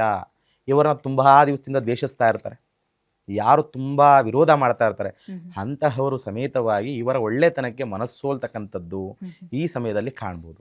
ಇವರು ಮಾಡ್ಕೊಳ್ಬೇಕಾಗಿರ್ತಕ್ಕಂಥದ್ದು ತುಪ್ಪವನ್ನು ದಾನವಾಗಿ ನೀಡೋದ್ರಿಂದ ಇವರು ಸದಾಕಾಲದಲ್ಲಿ ಯಶಸ್ಸನ್ನು ಕಾಣಬಹುದು. ತುಪ್ಪವನ್ನು ಏನಕ್ಕೆ ದಾನವಾಗಿ ನೀಡಬೇಕಂದ್ರೆ ತುಪ್ಪಕ್ಕೆ ದೀರ್ಘಾಯುಷ್ಯ ಜಾಸ್ತಿ ಇದೆ.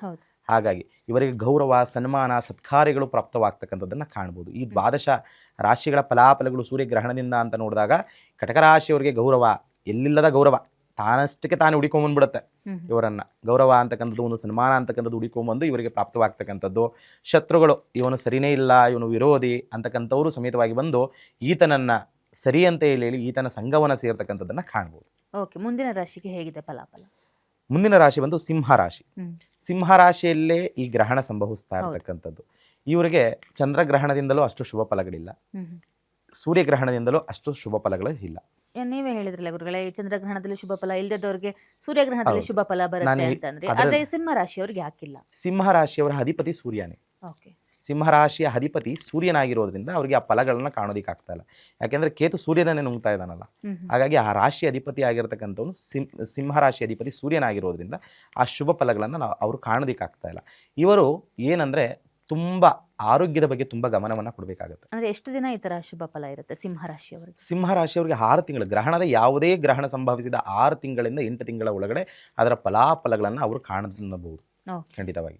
ಈ ಏನಾಗತ್ತೆ, ಈ ಸೂರ್ಯ ರಾಶಿ ಆಗಿರತಕ್ಕಂಥ ಸಿಂಹರಾಶಿಯಲ್ಲಿ ಗ್ರಹಣ ಸಂಭವಿಸ್ತಾ ಇರತಕ್ಕಂಥದ್ರಿಂದ ಇವರಿಗೆ ಯಾವುದೇ ರೀತಿಯ ಉದ್ಯೋಗದಲ್ಲಿ ಕಿರಿಕಿರಿ ಆಗ್ತಕ್ಕಂಥದ್ದು, ಅಭಿವೃದ್ಧಿ ಆಗದಲ್ಲೇ ಇರತಕ್ಕಂಥದ್ದು, ಅಥವಾ ಕುಟುಂಬದಲ್ಲಿ ಸಾಕಷ್ಟು ಸಮಸ್ಯೆಗಳು, ಆರ್ಥಿಕವಾಗಿ ಸಮಸ್ಯೆಗಳು ಎದುರಾಗ್ತಕ್ಕಂಥದ್ದು, ಆರೋಗ್ಯ ದೀರ್ಘಕಾಲದ ಆರೋಗ್ಯ ಸಮಸ್ಯೆ ಉಲ್ಬಣವಾಗ್ತಕ್ಕಂಥದ್ದನ್ನು ಕಾಣ್ಬೋದು. ಓಕೆ. ಇವರು ಈ ನೇತ್ರಕ್ಕೆ ಸಂಬಂಧಪಟ್ಟಂತಹ ಸಮಸ್ಯೆ, ಹ್ಮ್. ಈ ಥರದ ಸಮಸ್ಯೆಗಳನ್ನು ಕಾಣ್ಬೋದು. ಇವರು ಇದರ ಪರಿಹಾರಕ್ಕೆ ಹ್ಮ್. ಏನು ಮಾಡ್ಕೊಳ್ಬೇಕು ಅಂದರೆ, ಕೆಂಪು ಬಟ್ಟೆ, ಗೋಧಿ ಇದನ್ನು ದಾನವಾಗಿ ನೀಡೋದ್ರಿಂದ ಇವರ ದೋಷ ನಿವಾರಣೆ ಆಗೋದನ್ನು ಕಾಣ್ಬೋದು. ಓಕೆ, ಇನ್ನು ಮುಂದಿನ ರಾಶಿಯವರಿಗೆ ಹೇಗಿದೆ ಈ ಸೂರ್ಯಗ್ರಹಣದ ಫಲ? ಇನ್ನು ಮುಂದಿನ ರಾಶಿ ಬಂದು ಕನ್ಯಾ ರಾಶಿ. ಹ್ಮ್. ಈ ಕನ್ಯಾ ರಾಶಿಯವರಿಗೆ ಯಾವ ರೀತಿ ಇದೆ ಅಂದರೆ, ಇಲ್ಲಿವರು ಕನ್ಯಾ ರಾಶಿಯವರಿಗೆ ಕೆಲವು ಜನಕ್ಕೆ ತುಂಬ ಉದ್ಯೋಗದ ತೊಂದರೆ ಆಗಿರುತ್ತೆ. ಹ್ಮ್.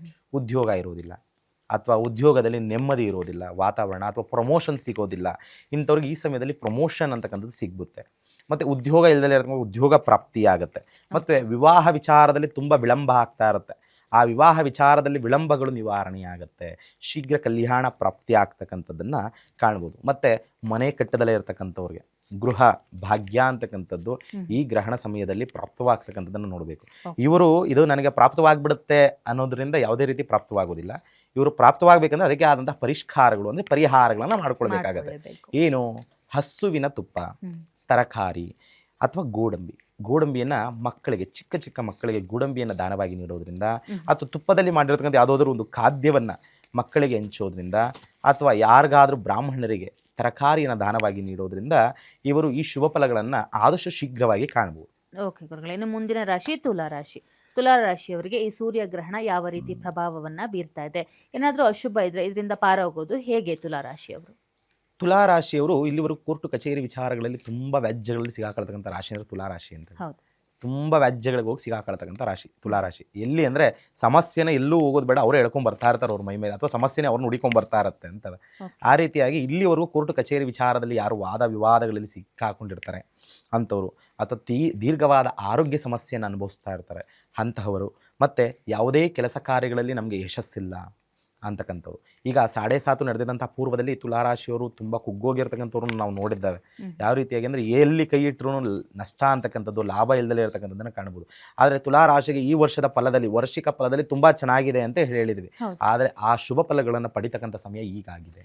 ಈಗ ಇವರು ಏನನ್ನು ಮಾಡಬೇಕು, ಯಾವುದನ್ನು ಮಾಡಬೇಕು ಅಂದರೆ, ಗೋಧಿ ಮತ್ತು ಸಕ್ಕರೆ ಮಿಶ್ರಿತವಾಗಿ ತಯಾರಿಸಿದಂಥ ಖಾದ್ಯವನ್ನು ಹಸುವಿಗೆ ಅಥವಾ ಚಿಕ್ಕ ಮಕ್ಕಳಿಗೆ ಅಥವಾ ಭಿಕ್ಷುಕರಿಗೆ ಕೊಡೋದ್ರಿಂದ ಈ ಏನು ಸೂರ್ಯಗ್ರಹಣದಿಂದ ಬರ್ತಕ್ಕಂಥ ಶುಭಾಶುಭ ಫಲಗಳನ್ನು ಕಾಣ್ಬೋದು. ಹಾಗೆ ಇಲ್ಲಿವರೆಗೂ ಬಿದ್ದಿರತಕ್ಕಂಥ ಕಷ್ಟ ಕಾರ್ಪಣ್ಯಗಳ ನಿವಾರಣೆಯಾಗಿ ಜೀವನಕ್ಕೆ ಒಂದು ಒಳ್ಳೆಯ ದಾರಿಯನ್ನು ಕಂಡುಕೊಳ್ಬೋದು. ಇನ್ನು ಮುಂದಿನ ರಾಶಿ ವೃಶ್ಚಿಕ ರಾಶಿ. ವೃಶ್ಚಿಕ ರಾಶಿಯವರಿಗೆ ಹೇಗಿದೆ ಈ ಸೂರ್ಯಗ್ರಹಣದ ಫಲಾಫಲ? ವೃಶ್ಚಿಕ ರಾಶಿಯವರಿಗೆ, ವೃಶ್ಚಿಕ ಅಂದ್ರೇ ಹೇಳುತ್ತೆ ವಾಣಿಜ್ಯಕ್ಕೆ ತುಂಬ ಅಧಿಪತಿಯಾಗಿರ್ತಕ್ಕಂಥ ರಾಶಿ ಅದು. ವ್ಯಾಪಾರ ನಡೆಸೋದಕ್ಕೆ ತುಂಬ ಬಲವಾಗಿರ್ತಕ್ಕಂಥ ವೃಶ್ಚಿಕ ರಾಶಿಯವರಿಗೆ ತುಂಬ ಬಲ ಚೆನ್ನಾಗಿರುತ್ತೆ. ಈ ಸಣ್ಣ ಪುಟ್ಟ ವ್ಯಾಪಾರ ಮಾಡ್ತಕ್ಕಂಥವ್ರು ಈಗ ದೊಡ್ಡದಾಗಿ ಏನಾದರೂ ಮಾಡಬೇಕು ಅಂದ್ಕೊಂಡಿರ್ತಾರೆ ತುಂಬ ದಿವಸದಿಂದ, ಅದು ಆಗೋದಿಲ್ಲ. ಅಂತಹವರು ಈ ಸಮಯದಲ್ಲಿ ಪ್ರಯತ್ನ ಪಟ್ಟರೆ ವೃಶ್ಚಿಕ ರಾಶಿಯವರ ವ್ಯಾಪಾರ ವ್ಯವಹಾರಗಳು ದೀರ್ಘವಾದ ಅಭಿವೃದ್ಧಿಯನ್ನು, ಲಾಭವನ್ನು ಗಳಿಸೋದನ್ನು ಕಾಣ್ಬೋದು. ಹಾಗೆ ವೃಶ್ಚಿಕ ರಾಶಿಯವರು ಈ ಸಮಯದಲ್ಲಿ ದಾನ ಧರ್ಮಾದಿಗಳನ್ನ ಜಾಸ್ತಿ ಮಾಡೋದಕ್ಕೆ ಪ್ರಾರಂಭ ಮಾಡ್ತಾರೆ ಈ ಗ್ರಹಣದ ಫಲದಿಂದ. ಯಾತಕ್ಕೆ ಅಂದರೆ ನಾಮಾವಳಿ ಅಂತಕ್ಕಂಥದ್ದು ಏನಿದೆ ಅಂದರೆ ಹೆಸರು ಅಂತಕ್ಕಂಥಕ್ಕೋಸ್ಕರ ಒದ್ದಾಡ್ತಾರೆ ಈ ವೃಶ್ಚಿಕ ರಾಶಿಯವರು. ಹಾಗಾಗಿ ಇವರು ಏನನ್ನು ಮಾಡಬೇಕು ಅಂದರೆ, ಕುಂಬಳಕಾಯಿಯನ್ನು ದಾನವಾಗಿ ನೀಡಬೇಕು. ಸಿಹಿ ಕುಂಬಳಕಾಯಿಯನ್ನು ದಾನವಾಗಿ ನೀಡೋದ್ರಿಂದ ಈ ವೃಶ್ಚಿಕ ರಾಶಿಯವರು ವ್ಯಾಪಾರ ವ್ಯವಹಾರಗಳಲ್ಲಿ, ಕುಟುಂಬದಲ್ಲಿ, ಆರೋಗ್ಯದಲ್ಲಿ ಎಲ್ಲದರಲ್ಲೂ ಅಭಿವೃದ್ಧಿ ಕಾಣುವುದನ್ನು ಕಾಣ್ಬೋದು. ಓಕೆ. ಇನ್ನು 9ನೇ ರಾಶಿ ಧನಸ್ಸು ರಾಶಿ. ಈ ಧನಸ್ಸು ರಾಶಿಯವರಿಗೆ ಸೂರ್ಯಗ್ರಹಣ ಅಂದರೆ ಚಂದ್ರಗ್ರಹಣದಲ್ಲಿ ಶುಭ ಫಲಗಳನ್ನ ಹೇಳಿದರು. ಈ ಸೂರ್ಯಗ್ರಹಣದಲ್ಲಿ ಮಿಶ್ರ ಫಲ ಅಂತ ಹೇಳ್ತಾ ಇದ್ದೀರಾ ನೀವು. ಹೇಗಿದೆ ಈ ಮಿಶ್ರ ಫಲ ಧನಸ್ಸು ರಾಶಿಯವರಿಗೆ? ಧನಸ್ಸು ರಾಶಿಯವರಿಗೆ ಅಂತಂದಾಗ ದೀರ್ಘಕಾಲದಿಂದ ಈ ಗೃಹ ನಿರ್ಮಾಣ ಮಾಡಬೇಕು ಅಂತಕ್ಕಂಥದ್ದು ಒಂದು ಪ್ರಭಾವ ಇರುತ್ತೆ ಧನಸ್ಸು ರಾಶಿಯವರಿಗೆ. ಈ ಬಾರಿ ಆಗತ್ತೆ ಅಂತಕ್ಕಂಥದ್ದು ಒಂದು ಪ್ರಯತ್ನವನ್ನು ಮಾಡ್ತಾರೆ, ಆದರೆ ಗೃಹವನ್ನು ನಿರ್ಮಾಣ ಮಾಡೋದಕ್ಕಾಗೋದಿಲ್ಲ. ಅಥವಾ ಉದ್ಯೋಗಕ್ಕೆ ಹೋಗ್ತಾರೆ, ಅಲ್ಲಿ ಉದ್ಯೋಗ ಅಭಿವೃದ್ಧಿ ಆಗದಲ್ಲಿ ಇರತಕ್ಕಂಥದ್ದನ್ನು ಕಾಣ್ತೇವೆ. ಈ ಇನ್ನು ಯಾವ ರೀತಿ ನಕಾರಾತ್ಮಕವಾಗಿ ಈ ಗ್ರಹಣದ ಪ್ರಭಾವ ಬೀರುತ್ತೆ ಇವರ ಮೇಲೆ ಅಂದರೆ ಆರೋಗ್ಯ ಸಮಸ್ಯೆ ಅಂತಕ್ಕಂಥದ್ದು ಹೆಚ್ಚಾಗ್ತಾ ಹೋಗುತ್ತೆ. ಈ ರೀತಿಯಾಗಿ ಸಮಸ್ಯೆ ಹೆಚ್ಚಾಗ್ತಾ ಹೋಗ್ತಕ್ಕಂಥ ಸಮಯದಲ್ಲಿ ಇವರ ಕುಟುಂಬದಲ್ಲಿ ಕಲಹ ಈ ಥರದನ್ನು ಕಾಣ್ಬೋದು. ಇದಕ್ಕೆ ಪರಿಹಾರ ಅಂತ ಹೇಳಿದಾಗ, ಯಾಕೆಂದರೆ ಸಮಸ್ಯೆ ಇದ್ದಿದ್ದೆ, ಸಮಸ್ಯೆಗಳನ್ನು ಬಗೆಹರಿಸ್ತಕ್ಕಂಥದ್ದೇ ಮುಖ್ಯವಾಗಿ ಬೇಕಾಗಿರ್ತಕ್ಕಂಥದ್ದು. ಹಳದಿ ವಸ್ತ್ರವನ್ನು ಮತ್ತು ಗೋಧಿಯನ್ನು ದಾನವಾಗಿ ನೀಡೋದ್ರಿಂದ ಈ ರಾಶಿಯವರು, ಧನಸ್ಸು ರಾಶಿಯವರು ಶುಭ ಫಲಗಳನ್ನು ಕಾಣ್ಬೋದು. ಯಾರು ಮನೆಯನ್ನು ಕಟ್ಟಬೇಕು ಅಂತ ಕನಸನ್ನು ಇಟ್ಟಿರ್ತಾರೆ, ಅಥವಾ ಯಾರು ಒಂದು ಜಾಗವನ್ನು ನಿವೇಶನವನ್ನು ಖರೀದಿ ಮಾಡಬೇಕು ಅಂತ ಕನಸನ್ನು ಇಟ್ಟಿರ್ತಾರೆ, ಅವರು ಇಲ್ಲಿಯವರೆಗೂ ಸುಮಾರು 4-5 ವರ್ಷದಿಂದ ಧನಸ್ಸು ರಾಶಿಯವರಿಗೆ ಗೃಹವನ್ನು ನಿರ್ಮಾಣ ಅಥವಾ ಖರೀದಿ ಮಾಡ್ತಕ್ಕಂಥ ಯೋಗ ಇಲ್ಲ. ಈ ಮುಂದೆ ಬರ್ತಕ್ಕಂಥ ಸಂವತ್ಸರದಲ್ಲಿ ಆ ಯೋಗ ನಿಶ್ಚಯವಾಗಿ ಅವ್ರಿಗೆ ಇರ್ತಕ್ಕಂಥದ್ದನ್ನು ಕಾಣ್ಬೋದು. ಆದರೆ ಅಲ್ಲಿ ಯೋಗ ಫಲವನ್ನು ಕೊಡಬೇಕು ಅಂದಾಗ ಇವರು ಇಲ್ಲಿ ಪರಿಹಾರವನ್ನು ಮಾಡಿಕೊಳ್ಬೇಕಾಗತ್ತೆ. ಏನು ಪರಿಹಾರ? ತೀರ್ಥಸ್ಥಾನವನ್ನು ಮಾಡ್ತಕ್ಕಂಥದ್ದು, ಹಳದಿ ವಸ್ತ್ರದಲ್ಲಿ ಗೋಧಿಯನ್ನು ಕಟ್ಟಿ ದಾನವಾಗಿ ನೀಡ್ತಕ್ಕಂಥದ್ದು, ಅಥವಾ 4-5 ಜನ ಭಿಕ್ಷುಕರಿಗೆ ಕಂಬಳಿಯನ್ನು ಕೊಡ್ತಕ್ಕಂಥದ್ದು. ಈ ರೀತಿಯಾಗಿ ಮಾಡೋದ್ರಿಂದ ಧನಸ್ಸು ರಾಶಿಯವರು ಶುಭ ಫಲಗಳನ್ನು ಕಾಣ್ಬೋದು. ಓಕೆ ಗುರುಗಳೇ. ಇನ್ನು ಮುಂದಿನ ರಾಶಿ ಮಕರ ರಾಶಿ. ಮಕರ ರಾಶಿಯವರಿಗೆ ಶುಭ ಫಲನ ಅಶುಭ ಫಲನ ಅಥವಾ ಮಿಶ್ರ ಫಲನ ಈ ಸೂರ್ಯಗ್ರಹಣ? ಮಕರ ರಾಶಿಯವರಿಗೆ ಅಶುಭ ಫಲಗಳನ್ನು ಕಾಣ್ಬೋದು ಈಗ ವಾಸ್ತವವಾಗಿ. ಯಾತಕ್ಕೆ ಅಂತ ಬಂದಾಗ ಮಕರ ರಾಶಿಯವರಿಗೆ 7.5 ಪ್ರಭಾವ ನಿವಾರಣೆ ಆಗಿದೆ, ಹೌದಲ್ವಾ? ಆದರೆ ಗ್ರಹಣದ ಪ್ರಭಾವ ಇನ್ನೂ ಮುಗಿದಿಲ್ಲ ಅವ್ರಿಗೆ. ಯಾತಕ್ಕೆ ಅಂದರೆ ಮಕರ ರಾಶಿಗೆ ಅಧಿಪತಿ ಶನೈಶ್ಚರನ ಆಗಿರ್ತಾನೆ. ಶನೈಶ್ಚರನು ಒಂದು ಗ್ರಹಣ ಸಮಯದಲ್ಲಿ ವ್ಯಯಸ್ಥ ವಕ್ರಶನಿ ಮೀನರಾಶಿಯಲ್ಲಿ ಇರ್ತಾನೆ ಶನೈಶ್ಚರ. ಆ ಸಮಯದಲ್ಲಿ ಏನು ಪ್ರಭಾವವನ್ನು ಕೊಡ್ತಾನೆ ಅಂತ ಬಂದಾಗ, ಕುಟುಂಬ ಜೀವನದಲ್ಲಿ ಕಲಹ, ಅಥವಾ ಯಾರೋ ಸಂಬಂಧಿಕರು ತುಂಬ ದೂರ ಹೋಗ್ಬಿಟ್ಟಿರ್ತಾರೆ ಅಂಥ ಸಂಬಂಧಿಕರು ಪುನಃ ಮರಳಿ ಬರ್ತಕ್ಕಂಥದ್ದು, ಕುಟುಂಬದಲ್ಲಿ ಒಂದು ನೆಮ್ಮದಿ ವಾತಾವರಣ ಅಂತಕ್ಕಂಥದ್ದು ಸೃಷ್ಟಿ ಆಗ್ತಕ್ಕಂಥದ್ದು ಈ ಗ್ರಹಣ ಸಮಯದಲ್ಲಿ ಕಾಣ್ಬೋದು. ಮತ್ತು ಇವರಿಗೆ ಆರ್ಥಿಕವಾಗಿ ತುಂಬ ಸಂಕಷ್ಟಗಳು ಎದುರಾಗ್ತಕ್ಕಂಥದ್ದು. ಆರ್ಥಿಕವಾಗಿ ಸಂಕಷ್ಟ ಅಂದರೆ ಯಾವ ರೀತಿ? ಮಕರ ರಾಶಿಯವರು ಸಾಲದ ಬಾಧ್ಯತೆ ಹೆಚ್ಚಾಗ್ತಕ್ಕಂಥದ್ದು. ಅವರು ಯಾವುದೋ ಒಂದು ಫೈನಾನ್ಸ್ ಕೊಡಿಸಿರ್ತಾರೆ, ಅಥವಾ ಯಾರಿಗೋ ಒಂದು ಶೂರಿಟಿ ಹಾಕಿ ಧನವನ್ನು ಕೊಟ್ಟಿರ್ತಾರೆ, ಅಂತಹದೆಲ್ಲ ಇವರಿಗೀಗ ರಿಟರ್ನ್ ಆಗ್ತಕ್ಕಂಥದ್ದು, ಅಂದರೆ ಪ್ರಭಾವ ಉಲ್ಟಾ ಆಗ್ತಕ್ಕಂಥದ್ದನ್ನು ಕಾಣ್ಬೋದು. ಹಾಗಾಗಿ ಮಕರ ರಾಶಿಯವರು ಉದ್ದಿನ ಬೇಳೆ ಅಥವಾ ಎಳ್ಳು, ಗೋಧಿಯನ್ನು ದಾನವಾಗಿ. ರಾಶಿ ಕುಂಭರಾಶಿ. ಕುಂಭರಾಶಿಯವರಿಗೆ ಈ ಸೂರ್ಯಗ್ರಹಣದ ಫಲಾಫಲ ಹೇಗಿರುತ್ತೆ ತಿಳಿಸ್ಕೊಡಿ. ಕುಂಭರಾಶಿಯವರಿಗೆ ಮಾತ್ರ ತುಂಬ ಅದ್ಭುತವಾಗಿದೆ ಅಂತ ಹೇಳ್ಬೋದು ಈಗ ಫಲಾಫಲ. ಯಾತಕ್ಕೆ ಅಂತ ಬಂದರೆ, ಕುಂಭರಾಶಿಯವರಿಗೆ ನಾವು ಮಿಶ್ರ ಫಲ ಅಂತ ಹೇಳಿದ್ವಿ. ಈ ಮಿಶ್ರ ಫಲದಲ್ಲಿ ಕುಂಭರಾಶಿಯವರು ಏನನ್ನು ಕಾಣುತ್ತಾರೆ ಅಂದರೆ, ಈ ಕಡೆನೂ ಇಲ್ಲ ಈ ಕಡೆನೂ ಇಲ್ಲ ಅಂತ ಮಧ್ಯದಲ್ಲಿ ಒದ್ದಾಡ್ತಾ ಇರ್ತಾರೆ. ಅದರಲ್ಲಿ ಯಾವ ರೀತಿಯಾಗಿ ಅಂದರೆ, ಅಧಿಕವಾಗಿ ಶ್ರೀಮಂತರಿಗೆ ಯಾವುದೇ ರೀತಿ ಲಾಭವನ್ನು ಕಾಣೋದಕ್ಕಾಗಲ್ಲ, ತೀರ ಬಡವನಿಗೆ ಯಾವುದೇ ರೀತಿ ಲಾಭವನ್ನು ಕಾಣೋದಕ್ಕಾಗಲ್ಲ. ಈ ಮಧ್ಯಮ ವರ್ಗದ ಜನಗಳಿಗೆ ಅಧಿಕವಾದ ಲಾಭವನ್ನು ಈ ಸಮಯದಲ್ಲಿ ಕಾಣ್ಬೋದು. ಏನು? ಇವರು ಸಣ್ಣ ವ್ಯಾಪಾರಿಗಳು. ಒಂದೇ ಇದಲ್ಲ, ಇದಾದ್ಮೇಲೆ ಇನ್ನೊಂದು ಅವರು ನಿಲ್ಲಿಸ್ಬಿಟ್ರು. ನಾನು ಹಿಂಗೆ ಅನ್ನಲ್ಲ, ಅವ್ರು ನಿಲ್ಲಿಸ್ಬಿಟ್ರು. ಈಗ ಮತ್ತೆ ಕುಂಭರಾಶಿನ ತಗೋಣ. ನಾನು ಇನ್ನು ಗುರುಗಳೇ ಮುಂದಿನ ರಾಶಿ ಕುಂಭರಾಶಿ. ಕುಂಭರಾಶಿಯವರಿಗೆ ಸೂರ್ಯಗ್ರಹಣದ ಓಕೆ ಆಯಿತು. ಇನ್ನು ಗುರುಗಳೇ ಮುಂದಿನ ರಾಶಿ ಕುಂಭರಾಶಿ. ಈ ಕುಂಭರಾಶಿಯವರಿಗೆ ಸೂರ್ಯಗ್ರಹಣದ ಫಲಾಫಲಗಳು ಹೇಗಿದೆ ತಿಳಿಸ್ಕೊಡಿ. ಕುಂಭರಾಶಿಗೆ ಈ ಸೂರ್ಯಗ್ರಹಣದಲ್ಲಿ ಮಿಶ್ರ ಫಲಗಳನ್ನು ಕಾಣ್ಬೋದು. ಮಿಶ್ರ ಫಲ ಅಂತ ಬಂದಾಗ ತೀರ ಬಡವರಿಗೆ ಯಾವುದೇ ರೀತಿಯ ಲಾಭಗಳನ್ನು ಕಾಣೋದಕ್ಕಾಗಲ್ಲ, ತಿರ್ಗಾ ಮೇಲಂತಸ್ತಿನಲ್ಲಿರ್ತಕ್ಕಂಥ ಜನಗಳಿಗೆ ಯಾವುದೇ ರೀತಿಯ ಲಾಭಗಳನ್ನು ಕಾಣೋದಕ್ಕಾಗಲ್ಲ. ಈ ಮಧ್ಯಮ ವರ್ಗದ ಜನಗಳಿಗೆ ತುಂಬ ಲಾಭವನ್ನು ತಂದುಕೊಡುತ್ತೆ. ಯಾಕೆಂದರೆ 150 ಭಾಗ ಮಧ್ಯಮ ವರ್ಗದವರೇ ಇರ್ತಕ್ಕಂಥದ್ದು. ಹಾಗಾಗಿ ಈ ಮಧ್ಯಮ ವರ್ಗದವರಿಗೆ, ಸಣ್ಣ ಸಣ್ಣ ವ್ಯಾಪಾರಿಗಳಿಗೆ, ಸೊಗಟು ವ್ಯಾಪಾರಿಗಳಿಗೆ ಅಥವಾ ಅಡಿಕೆ ವ್ಯಾಪಾರಿಗಳಿಗೆ ಲಾಭವನ್ನು ತಂದುಕೊಡ್ತಕ್ಕಂಥದ್ದನ್ನು ಕಾಣ್ಬೋದು. ಮತ್ತು ಈ ಲೇವಾದೇವಿಯನ್ನು ಮಾಡ್ತಕ್ಕಂಥವ್ರಿಗೆ ಲಾಭವನ್ನು ತಂದುಕೊಡೋದನ್ನು ಪಡಿಬೋದು. ಹಾಗೆ ಕುಟುಂಬದಲ್ಲಿ ತುಂಬ ದಿವಸದಿಂದ ಯಾವುದೋ ಒಂದು ಶುಭ ಕಾರ್ಯವನ್ನು ಮಾಡಬೇಕು ಅಂತ ಒದ್ದಾಡ್ತಾ ಇರ್ತಾರೆ. ಆ ಶುಭ ಕಾರ್ಯಗಳು ಶೀಘ್ರವಾಗಿ ಸಂಭವಿಸ್ತಕ್ಕಂಥದ್ದನ್ನು ಕಾಣ್ಬೋದು. ಅಥವಾ ವಾಹನ ಖರೀದಿ, ಈ ಥರದ ಯೋಗಗಳನ್ನು ಕುಂಭರಾಶಿಯವರು ಕಾಣ್ಬೋದು. ಈ ಕುಂಭರಾಶಿಯವರು ಏನನ್ನು ಮಾಡಿಕೊಂಡ್ರೆ ಈ ದೋಷ ನಿವಾರಣೆ ಆಗತ್ತೆ ಅಂದರೆ, ನಿರ್ಗತಿಕರಿಗೆ ವಸ್ತ್ರವನ್ನು ದಾನವಾಗಿ ನೀಡೋದ್ರಿಂದ, ಅಂದರೆ ಯಾರೋ ಬಡವರಿಗೆ ಇವರು ವಸ್ತ್ರವನ್ನು ದಾನವಾಗಿ ನೀಡೋದ್ರಿಂದ ಏನಾಗುತ್ತೆ ಅಂದರೆ ಇವರಲ್ಲಿ ಇರತಕ್ಕಂಥ ಆ ದೋಷಾದಿ ದೋಷಗಳು ಅವರಿಗೆ ಹೋಗಿ ಸೇರತ್ತೆ, ಆಗ ಇವರಿಗೆ ಒಳ್ಳೆಯ ಫಲಗಳನ್ನು ಕಾಣಬಹುದು ಅನ್ನೋದಕ್ಕೆ ಈ ವಸ್ತ್ರದಾನ ಅಂತಕ್ಕಂಥದ್ದನ್ನು ಹೇಳ್ತಾರೆ. ಓಕೆ. ಇನ್ನು ಕೊನೆಯ ರಾಶಿ ಮೀನರಾಶಿ. ಮೀನರಾಶಿಯವರಿಗೆ ಆಲ್ರೆಡಿ ಸಾಡೆ ಸಾತಿ ನಡೀತಾ ಇದೆ ಅಂತ ಹೌದು. ಹೇಳ್ತಾರೆ. ಈ ಸಾಡೆ ಸಾತಿ ಪ್ರಭಾವ ಜೊತೆಗೆ ಈ ಸೂರ್ಯಗ್ರಹಣದ ಪ್ರಭಾವ ಹೇಗೆ ಇವ್ರ ಮೇಲೆ ಪರಿಣಾಮ ಬೀರ್ತಾ ಇದೆ? ಈಗ ಮೀನರಾಶಿಯವರನ್ನ ತೆಗೆದುಕೊಂಡಾಗ ಈ ಸೂರ್ಯಗ್ರಹಣದ ಪ್ರಭಾವ ಶುಭ ಫಲ ಅಂತ ಹೇಳ್ತಾರೆ. ಹ್ಮ್. ಮೀನರಾಶಿಯಲ್ಲಿ ಶುಭ ಫಲಗಳನ್ನು ಕಾಣಬಹುದು ಸೂರ್ಯಗ್ರಹಣದ ಪ್ರಭಾವ. ಸರಿ. ಆದರೆ ಯಾವ ರೀತಿ ನಕಾರಾತ್ಮಕವಾಗಿ ಬೀಳುತ್ತೆ ಅಂದರೆ ಶನಿ ಮಹಾತ್ಮ, ಹ್ಮ್. ಸೂರ್ಯನ ಪ್ರಭಾವ ಶನಿ ಮಹಾತ್ಮನಿದ್ದಾನೆ. ಯಾಕೆಂದ್ರೆ ಏನಾಗ ಸೂರ್ಯನ ಮಗ ಶನಿ. ಹೌದು, ಸೂರ್ಯನ ಪುತ್ರ ಶನಿಶ್ಚರನಾಗಿರೋದ್ರಿಂದ ಕುಟುಂಬದಲ್ಲಿ ಆಂತರಿಕ ಬೆಳವಣಿಗೆ, ಹ್ಮ್. ದಿಢೀರಾಗಿ ಯಾವುದೋ ಒಂದು ಕಾರ್ಯ ಸಂಭವಿಸ್ತಕ್ಕಂಥದ್ದು ಹ್ಮ್. ಈ ರೀತಿಯಾಗಿ ನೋಡ್ಬೋದು. ಶುಭ ಫಲಗಳು ಸೂರ್ಯಗ್ರಹಣದಿಂದ ಸಂಭವಿಸ್ಬೋದು, ಹ್ಮ್. ಆದರೆ ಯಾವ ರೀತಿಯಾಗಿ ಇವರಿಗೆ 6 ತಿಂಗಳ ಪ್ರಭಾವ ಬೀರುತ್ತೆ ಅಂತ ನೋಡಿದಾಗ ಕುಟುಂಬದಲ್ಲಿ ಕಲಹ, ಹ್ಮ್. ಪುತ್ರ ತಂದೆ ಮತ್ತೆ ಮಗನ ಮಧ್ಯದಲ್ಲಿ ಕಲಹ ಅಂತಕ್ಕಂಥದ್ದು ಹೆಚ್ಚಾಗುತ್ತೆ. ಹ್ಮ್. ಮತ್ತೆ ಮನೆಯಲ್ಲಿ ಅನಾರೋಗ್ಯ ಸಮಸ್ಯೆ ಅಧಿಕವಾಗ್ತಕ್ಕಂಥದ್ದು. ಮೀನರಾಶಿಯವರಿಗೆ ಅನಾರೋಗ್ಯ ಸಮಸ್ಯೆ ಈಗ ಅಂತಕ್ಕಂಥದ್ದು ಮೀನರಾಶಿಯಲ್ಲಿ ಹೆಣ್ಮಕ್ಳಿದ್ರೆ ತಂದೆ ಮತ್ತೆ ಹೆಣ್ಮಕ್ಳಿಗೆ ಏನಾದ್ರೂ ಈ ಯಾವುದೇ conflictions ಕಾರಣಕ್ಕೂ ಆಗತ್ತಾ? ಹೆಣ್ಣು ಮಕ್ಕಳಿಗೂ ತಂದೆಗೂ ವೈಷಮ್ಯ ಅಂತಕ್ಕಂಥದ್ದು ಹುಟ್ಟೋದಿಲ್ಲ. ಹ್ಮ್. ಆದರೆ ಮಕರ ರಾಶಿಯಲ್ಲಿ ಜನರಾಗಿರ್ತಕ್ಕಂಥವ್ರು ಯಾರಾದರೂ ಇದ್ರೆ ಹ್ಮ್. ವೈಷಮ್ಯ ಅಂತಕ್ಕಂಥದ್ದು ಹುಟ್ಟೋದನ್ನ ಕಾಣ್ಬೋದು. ಅಂದ್ರೆ ಮಕರ ರಾಶಿಯಲ್ಲಿರುವಂತ ಹೆಣ್ಣು ಮಕ್ಕಳ. ಹೌದು, ಮಕರ ರಾಶಿಯಲ್ಲಿರ್ತಕ್ಕಂಥ ಹೆಣ್ಣು ಮಕ್ಕಳು. ಯಾಕೆಂದ್ರೆ ಮಕರ ರಾಶಿಯಾಧಿಪತಿ ಬಂದು ಶನೇಶ್ವರನಾಗಿರ್ತಾನೆ. ಹ್ಮ್. ಮಕರ ರಾಶಿಯಾಧಿಪತಿ ಶನೇಶ್ವರನಾಗಿರೋದ್ರಿಂದ ಮೀನರಾಶಿಯಲ್ಲಿ ಶನಿ ಮಹಾತ್ಮನಿದ್ದು ಇಲ್ಲಿ ಸೂರ್ಯ ಸಂಭವಿಸ್ತಕ್ಕಂಥದ್ದು ಮೀನರಾಶಿಯನ್ನು ನೋಡಿದಾಗ ಹ್ಮ್. ಅಲ್ಲಿ ಪ್ರಭಾವ ಶನೇಶ್ವರನಿಂದಿದ್ದಾಗ ಹ್ಮ್. ಆಗ ಆ ತರದ ದೋಷಗಳನ್ನ ನಾವು ಕಾಣ್ಬೋದು. ಹೆಣ್ಮಕ್ಳಿಗೆ ಏನ್ ದೋಷ ಬರಲ್ಲ, ಗಂಡ್ ಮಕ್ಳಿಗೆ ದೋಷ. ಗಂಡು ಮಕ್ಕಳಿಗೆ ದೋಷ ಕಡಾಖಂಡಿತವಾಗಿ ಮೀನರಾಶಿಯಲ್ಲಿ. ಮೀನರಾಶಿಯವ್ರಿಗೆ ಇರುತ್ತೆ. ಓಕೆ. ಈ ಇನ್ನು ದ್ವಾ- ಪರಿಹಾರ ಹೇಗೆ ಗುರು? ಇವರು ಅರಿಶಿಣ ಕುಂಕುಮವನ್ನು ದಾನವಾಗಿ ಕೊಡೋದ್ರಿಂದ, ಹ್ಮ್. ಯಾರೋ 5 ಜನ ಮುತ್ತೈದೆಯರಿಗೆ ಅರಿಶಿಣ ಕುಂಕುಮವನ್ನು ಕೊಡೋದ್ರಿಂದ ಅಥವಾ ಕನ್ಯಾ ಮುತ್ತೈದೆಯ ಪಾದವನ್ನು ಪೂಜೆ ಮಾಡೋದ್ರಿಂದ ಈ ಮೀನರಾಶಿಯವರು ಶುಭ ಫಲಗಳನ್ನ ಕಾಣಬಹುದು. ಅಥವಾ ಸೀರೆಯನ್ನು ದಾನವಾಗಿ ನೀಡೋದ್ರಿಂದ ಹ್ಮ್. ಇವರು ಶುಭ ಫಲಗಳನ್ನ ಕಾಣಬಹುದು ಓಕೆ. ಮೀನರಾಶಿ. ಇನ್ನು ದ್ವಾದಶ ರಾಶಿಗಳೆಲ್ಲದ್ರದ್ದು ಒಂದು ಫಲಾಫಲ ಅದ್ರ ಪರಿಹಾರವನ್ನ ತಿಳಿಸ್ಕೊಟ್ರಿ. ಇನ್ನು ಎಲ್ರು ರಾಶಿಯವರು ಯಾವ್ದಾದ್ರು ಒಂದು ದಾನವನ್ನ ಮಾಡಿದ್ರೆ ಒಂದ್ ಸ್ವಲ್ಪ ಶುಭ ಫಲ ಸಿಗತ್ತೆ ಈ ಗ್ರಹಣದಿಂದ ಅಂತ ಹೇಳಿದ್ರೆ ಏನಾದ್ರು ಇದೆಯಾ ಗುರುಗಳೇ ಆ ಥರ? ಎಲ್ಲಾ ರಾಶಿಯವರಿಗೂ ಶಿವ ನವಗ್ರಹಗಳ ಸೃಷ್ಟಿಗೆ ನಾನು ಹೇಳಿದೆ ಶಿವನೇ ಕಾರಣಕರ್ತನಾಗ್ತಾನೆ ಅಂತ. ಹೌದು. ಅದೇ ರೀತಿಯಾಗಿ ಯಾರು ಶಿವ ಪಂಚಾಕ್ಷರಿ ಮಂತ್ರವನ್ನು ಜಪ ಮಾಡ್ತಾರೆ ಅವರು ಸಾಕು, ಯಾವುದೋ ದಾನವನ್ನು ನಾನು ಮಾಡೋದಕ್ಕಾಗಲ್ಲ ಅಂತಕ್ಕಂಥವ್ರು ಶಿವಪಂಚಾಕ್ಷರಿ ಜಪವನ್ನು ಮಾಡಿ ಪ್ರಾತಃಕಾಲವಾಗುತ್ತೆ. ಪ್ರಾತಃಕಾಲವಾದಮೇಲೆ ದೇವಸ್ಥಾನಗಳನ್ನು ಶುದ್ಧಿ ಮಾಡಿ ಸ್ವಾಮಿಗೆ ಅಭಿಷೇಕವನ್ನು ಮಾಡ್ತಾರೆ. ಹೌದು. ಆ ಸಮಯದಲ್ಲಿ ತಮ್ಮ ಕೈಯಲ್ಲಾದಷ್ಟು ಹಾಲನ್ನು ಸ್ವಾಮಿಗೆ ಅಭಿಷೇಕಕ್ಕೆ ಕೊಡೋದ್ರಿಂದ ಹ್ಮ್. ಎಲ್ಲಾ ರಾಶಿಗಳಿಗೂ ಶುಭ ಫಲಗಳನ್ನು ಮನೆಯಲ್ಲೂ ಕಾಣಬಹುದು. ಕೂಡ ಶಿವ ಪೂಜೆಯನ್ನ ಮನೆಯಲ್ಲೂ ಮಾಡಿ ಒಂದು ಸಮೇತವಾಗಿ ಅಭಿಷೇಕವನ್ನ ಶಿವಪೂಜೆ ಮಾಡಿದ್ರು ಸಹ ಒಳ್ಳೇದಾಗತ್ತೆ. ಒಳ್ಳೆಯದಾಗತ್ತೆ. ಓಕೆ ಗುರುಗಳೇ. ಗರ್ಭಿಣಿಯರಂತೂ ನಿಶ್ಚಯವಾಗಿ ಈ ಬಾರಿ ಹಾಲಿನ ಅಭಿಷೇಕವನ್ನು ಶಿವನಿಗೆ ಮಾಡಿಸ್ತಕ್ಕಂಥದ್ದು ತುಂಬಾ ಸೂಕ್ತವಾಗಿರ್ತಕ್ಕಂಥದ್ದು. ಓಕೆ. ಯಾತಕ್ಕೆಂದ್ರೆ ಈ ಸಮಯದಲ್ಲಿ ಗರ್ಭಿಣಿ ಸ್ತ್ರೀಯರಿಗೆ ತುಂಬಾ ಹೆಚ್ಚಿನ ಪ್ರಭಾವ ಹೌದು, ಆಗ್ಲೇ ಬೀರ್ತಾ ಹೇಳಿದ್ರಿ ಇದೆ. ನೀವು 6 ತಿಂಗಳ ಕಾಲ ಗರ್ಭಿಣಿಯರು ಹುಷಾರಾಗಿರ್ಬೇಕು ಅಂತ ಹೌದು, ಹೇಳಿದ್ದೀರಾ. ಹೌದು. ಹಾಗಾಗಿ ಹ್ಮ್. ಈ ಒಂದು ಗರ್ಭಿಣಿಯರು ಶಿವನಿಗೆ ಅಭಿಷೇಕವನ್ನ ಹಾಲಿನ ಹಾಲಿನ ಅಭಿಷೇಕವನ್ನ ಅಭಿಷೇಕ. ಮಾಡಿಸೋದ್ರಿಂದ ಶುಭ ಫಲ ಅಂತ ಹೌದು. ಹೇಳಿದ್ದಾರೆ.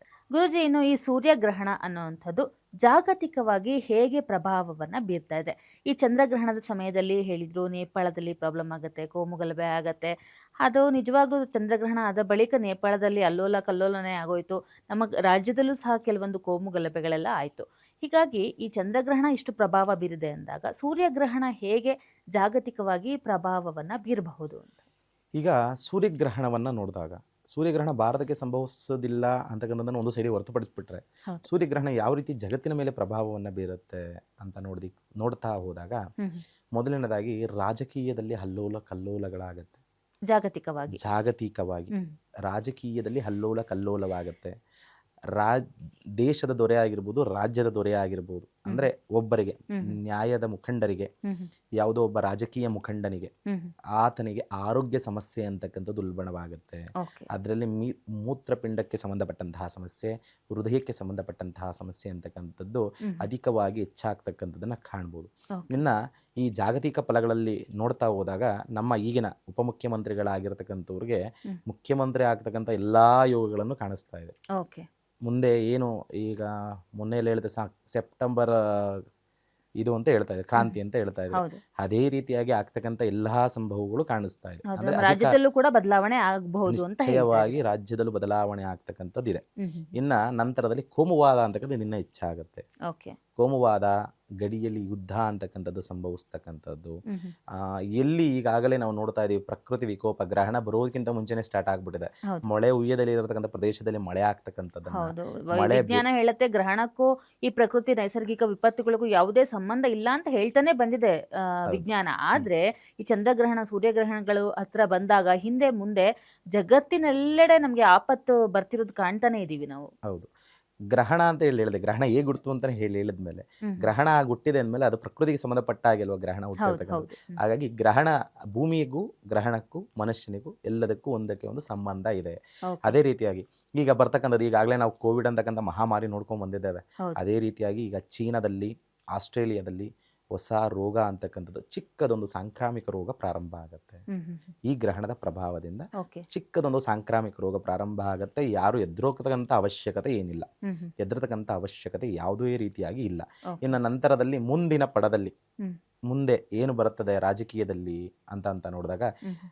ಪ್ರಜೆಗಳ ಯೋಗಕ್ಷೇಮವನ್ನು ಬಯಸ್ತಕ್ಕಂಥವನೇ ರಾಜನಾಗ್ತಾನೆ, ಹ್ಮ್. ಪ್ರಜೆಗಳ ಯೋಗಕ್ಷೇಮವನ್ನು ಬಯಸ್ತಕ್ಕಂಥವರೇ ಮಂತ್ರಿಗಳಾಗ್ತಾರೆ ಓಕೆ. ಅಂತಕ್ಕಂಥದ್ದನ್ನು ಕಾಣ್ಬೋದು. ಹ್ಮ್ ಹ್ಮ್. ಇನ್ನು ಇನ್ನೂ ಒಂದು ವಿಚಾರ ಅಂತ ಹೇಳೋದಕ್ಕೆ ಪ್ರಯತ್ನ ಪಟ್ಟರೆ, ಈ ಗ್ರಹಣದ ಪ್ರಭಾವವಾಗಿ ನೋಡಿದ್ರೆ ಮುಂದೆ ಬರ್ತಕ್ಕಂಥ ಸರ್ಕಾರ BJP ಸರ್ಕಾರ ಅಂತಲೂ ಹೇಳ್ಬಿಡ್ಬೋದು. ಹ್ಮ್ ಹ್ಮ್ ಹ್ಮ್. ಯಾತಕ್ಕೆ ಅಂತ ಬಂದಾಗ ಪ್ರಭಾವ ತುಂಬ ಚೆನ್ನಾಗಿದೆ, ಗ್ರಹಣದ ಪ್ರಭಾವನೂ ಚೆನ್ನಾಗಿದೆ, ಓಕೆ. ಆ ಸಮಯನೂ ತುಂಬ ಚೆನ್ನಾಗಿದೆ. ಹ್ಮ್. ಹಾಗಾಗಿ ಗ್ರಹಣ ಫಲಾಫಲ ಅಂತ ಬಂದಾಗ ನಾವು ಎಲ್ಲವನ್ನು ನೋಡ್ತೇವೆ. ಮೊದಲು ಜಾಗತಿಕವಾಗಿ ನೋಡ್ತೇವೆ. ಹ್ಮ್. ಜಾಗತಿಕವಾಗಿ ನೋಡಿದಾಗ ಮುಂದೆ ಬರ್ತಕ್ಕಂಥದ್ದು ಹ್ಮ್. ತುಂಬ ಲಾಭವನ್ನು ಕಾಣ್ತಕ್ಕಂಥದ್ದನ್ನು ಕಾಣ್ತೇವೆ. ಇನ್ನು ಎರಡನೆಯದಾಗಿ ಗಡಿಯಲ್ಲಿ ಯುದ್ಧವಾಗುತ್ತೆ, ನಿಶ್ಚಯವಾಗಿ ಯುದ್ಧವಾಗುತ್ತೆ. ಅಥವಾ ಈ ಶತ್ರು ರಾಷ್ಟ್ರಗಳೇನಿದ್ದಾರೆ ಅವರು ಯುದ್ಧವನ್ನು ಸಾರ್ತಕ್ಕಂಥದ್ದು, ಮಿತ್ರ ರಾಷ್ಟ್ರಗಳ ಜೊತೆ ಸೇರಿ ನಮಗೆ ಒಳಸಂಚನ್ನು ನಡೆಸ್ತಕ್ಕಂಥದ್ದು ಆಗ್ತಕ್ಕಂಥದ್ದನ್ನು ಕಾಣ್ಬೋದು. ಓಕೆ. ಹಾಗಾಗಿ ಈ ಗ್ರಹಣದ ಫಲಾಫಲಗಳು ಏನು ಜಾಗತಿಕವಾಗಿದೆ, ಇದು ಬಗೆಹರಿಬೇಕು ಅಂತ ಬಂದಾಗ ಎಲ್ಲರೂ ನಾಡದೇವತೆ ಉತ್ಸವ ಏನು ಸಂಭವಿಸ್ತಾ ಇದೆಯಲ್ಲ, ಗ್ರಹಣದ ಪ್ರಭಾವ ನಾಡದೇವತೆ ಉತ್ಸವದ ಮೇಲೂ ಸಮೇತವಾಗಿ ಇದೆ. ಓಕೆ. ನಾಡದೇವತೆಯ ಉತ್ಸವದಲ್ಲಿ ಕಲಹ ಆಗ್ತಕ್ಕಂಥದ್ದಾಗಿರ್ಬೋದು, ಅಥವಾ ಏನೋ ಒಂದು ಅವಘಡ ಸಂಭವಿಸ್ತಕ್ಕಂಥದ್ದು ಎಲ್ಲವೂ ಕಾಣಿಸ್ತಾ ಇದೆ. ಹ್ಮ್. ಹಾಗಾಗಿ ಅದಕ್ಕೆ ಪರಿಹಾರ ಅಂತ ಬಂದಾಗ ಆ ನಾಡದೇವತೆಯನ್ನೇ ಆರಾಧನೆಯನ್ನು ಮಾಡಬೇಕು. ಓಕೆ. ಆಯ್ತು ಗುರುಗಳೇ, ಧನ್ಯವಾದ. ಒಳ್ಳೆಯದು. ವೀಕ್ಷಕರೇ, ಇದಾಗಿತ್ತು ಈ ಹೊತ್ತಿನ ಗ್ರಹಣ ಗ್ರಹಚಾರ ವಿಶೇಷ ಕಾರ್ಯಕ್ರಮ. ನೋಡ್ತಾ ಇರಿ ಗ್ಯಾರಂಟಿ ನ್ಯೂಸ್, ಸುದ್ದಿ ಖಚಿತ, ನ್ಯಾಯ ನಿಶ್ಚಿತ.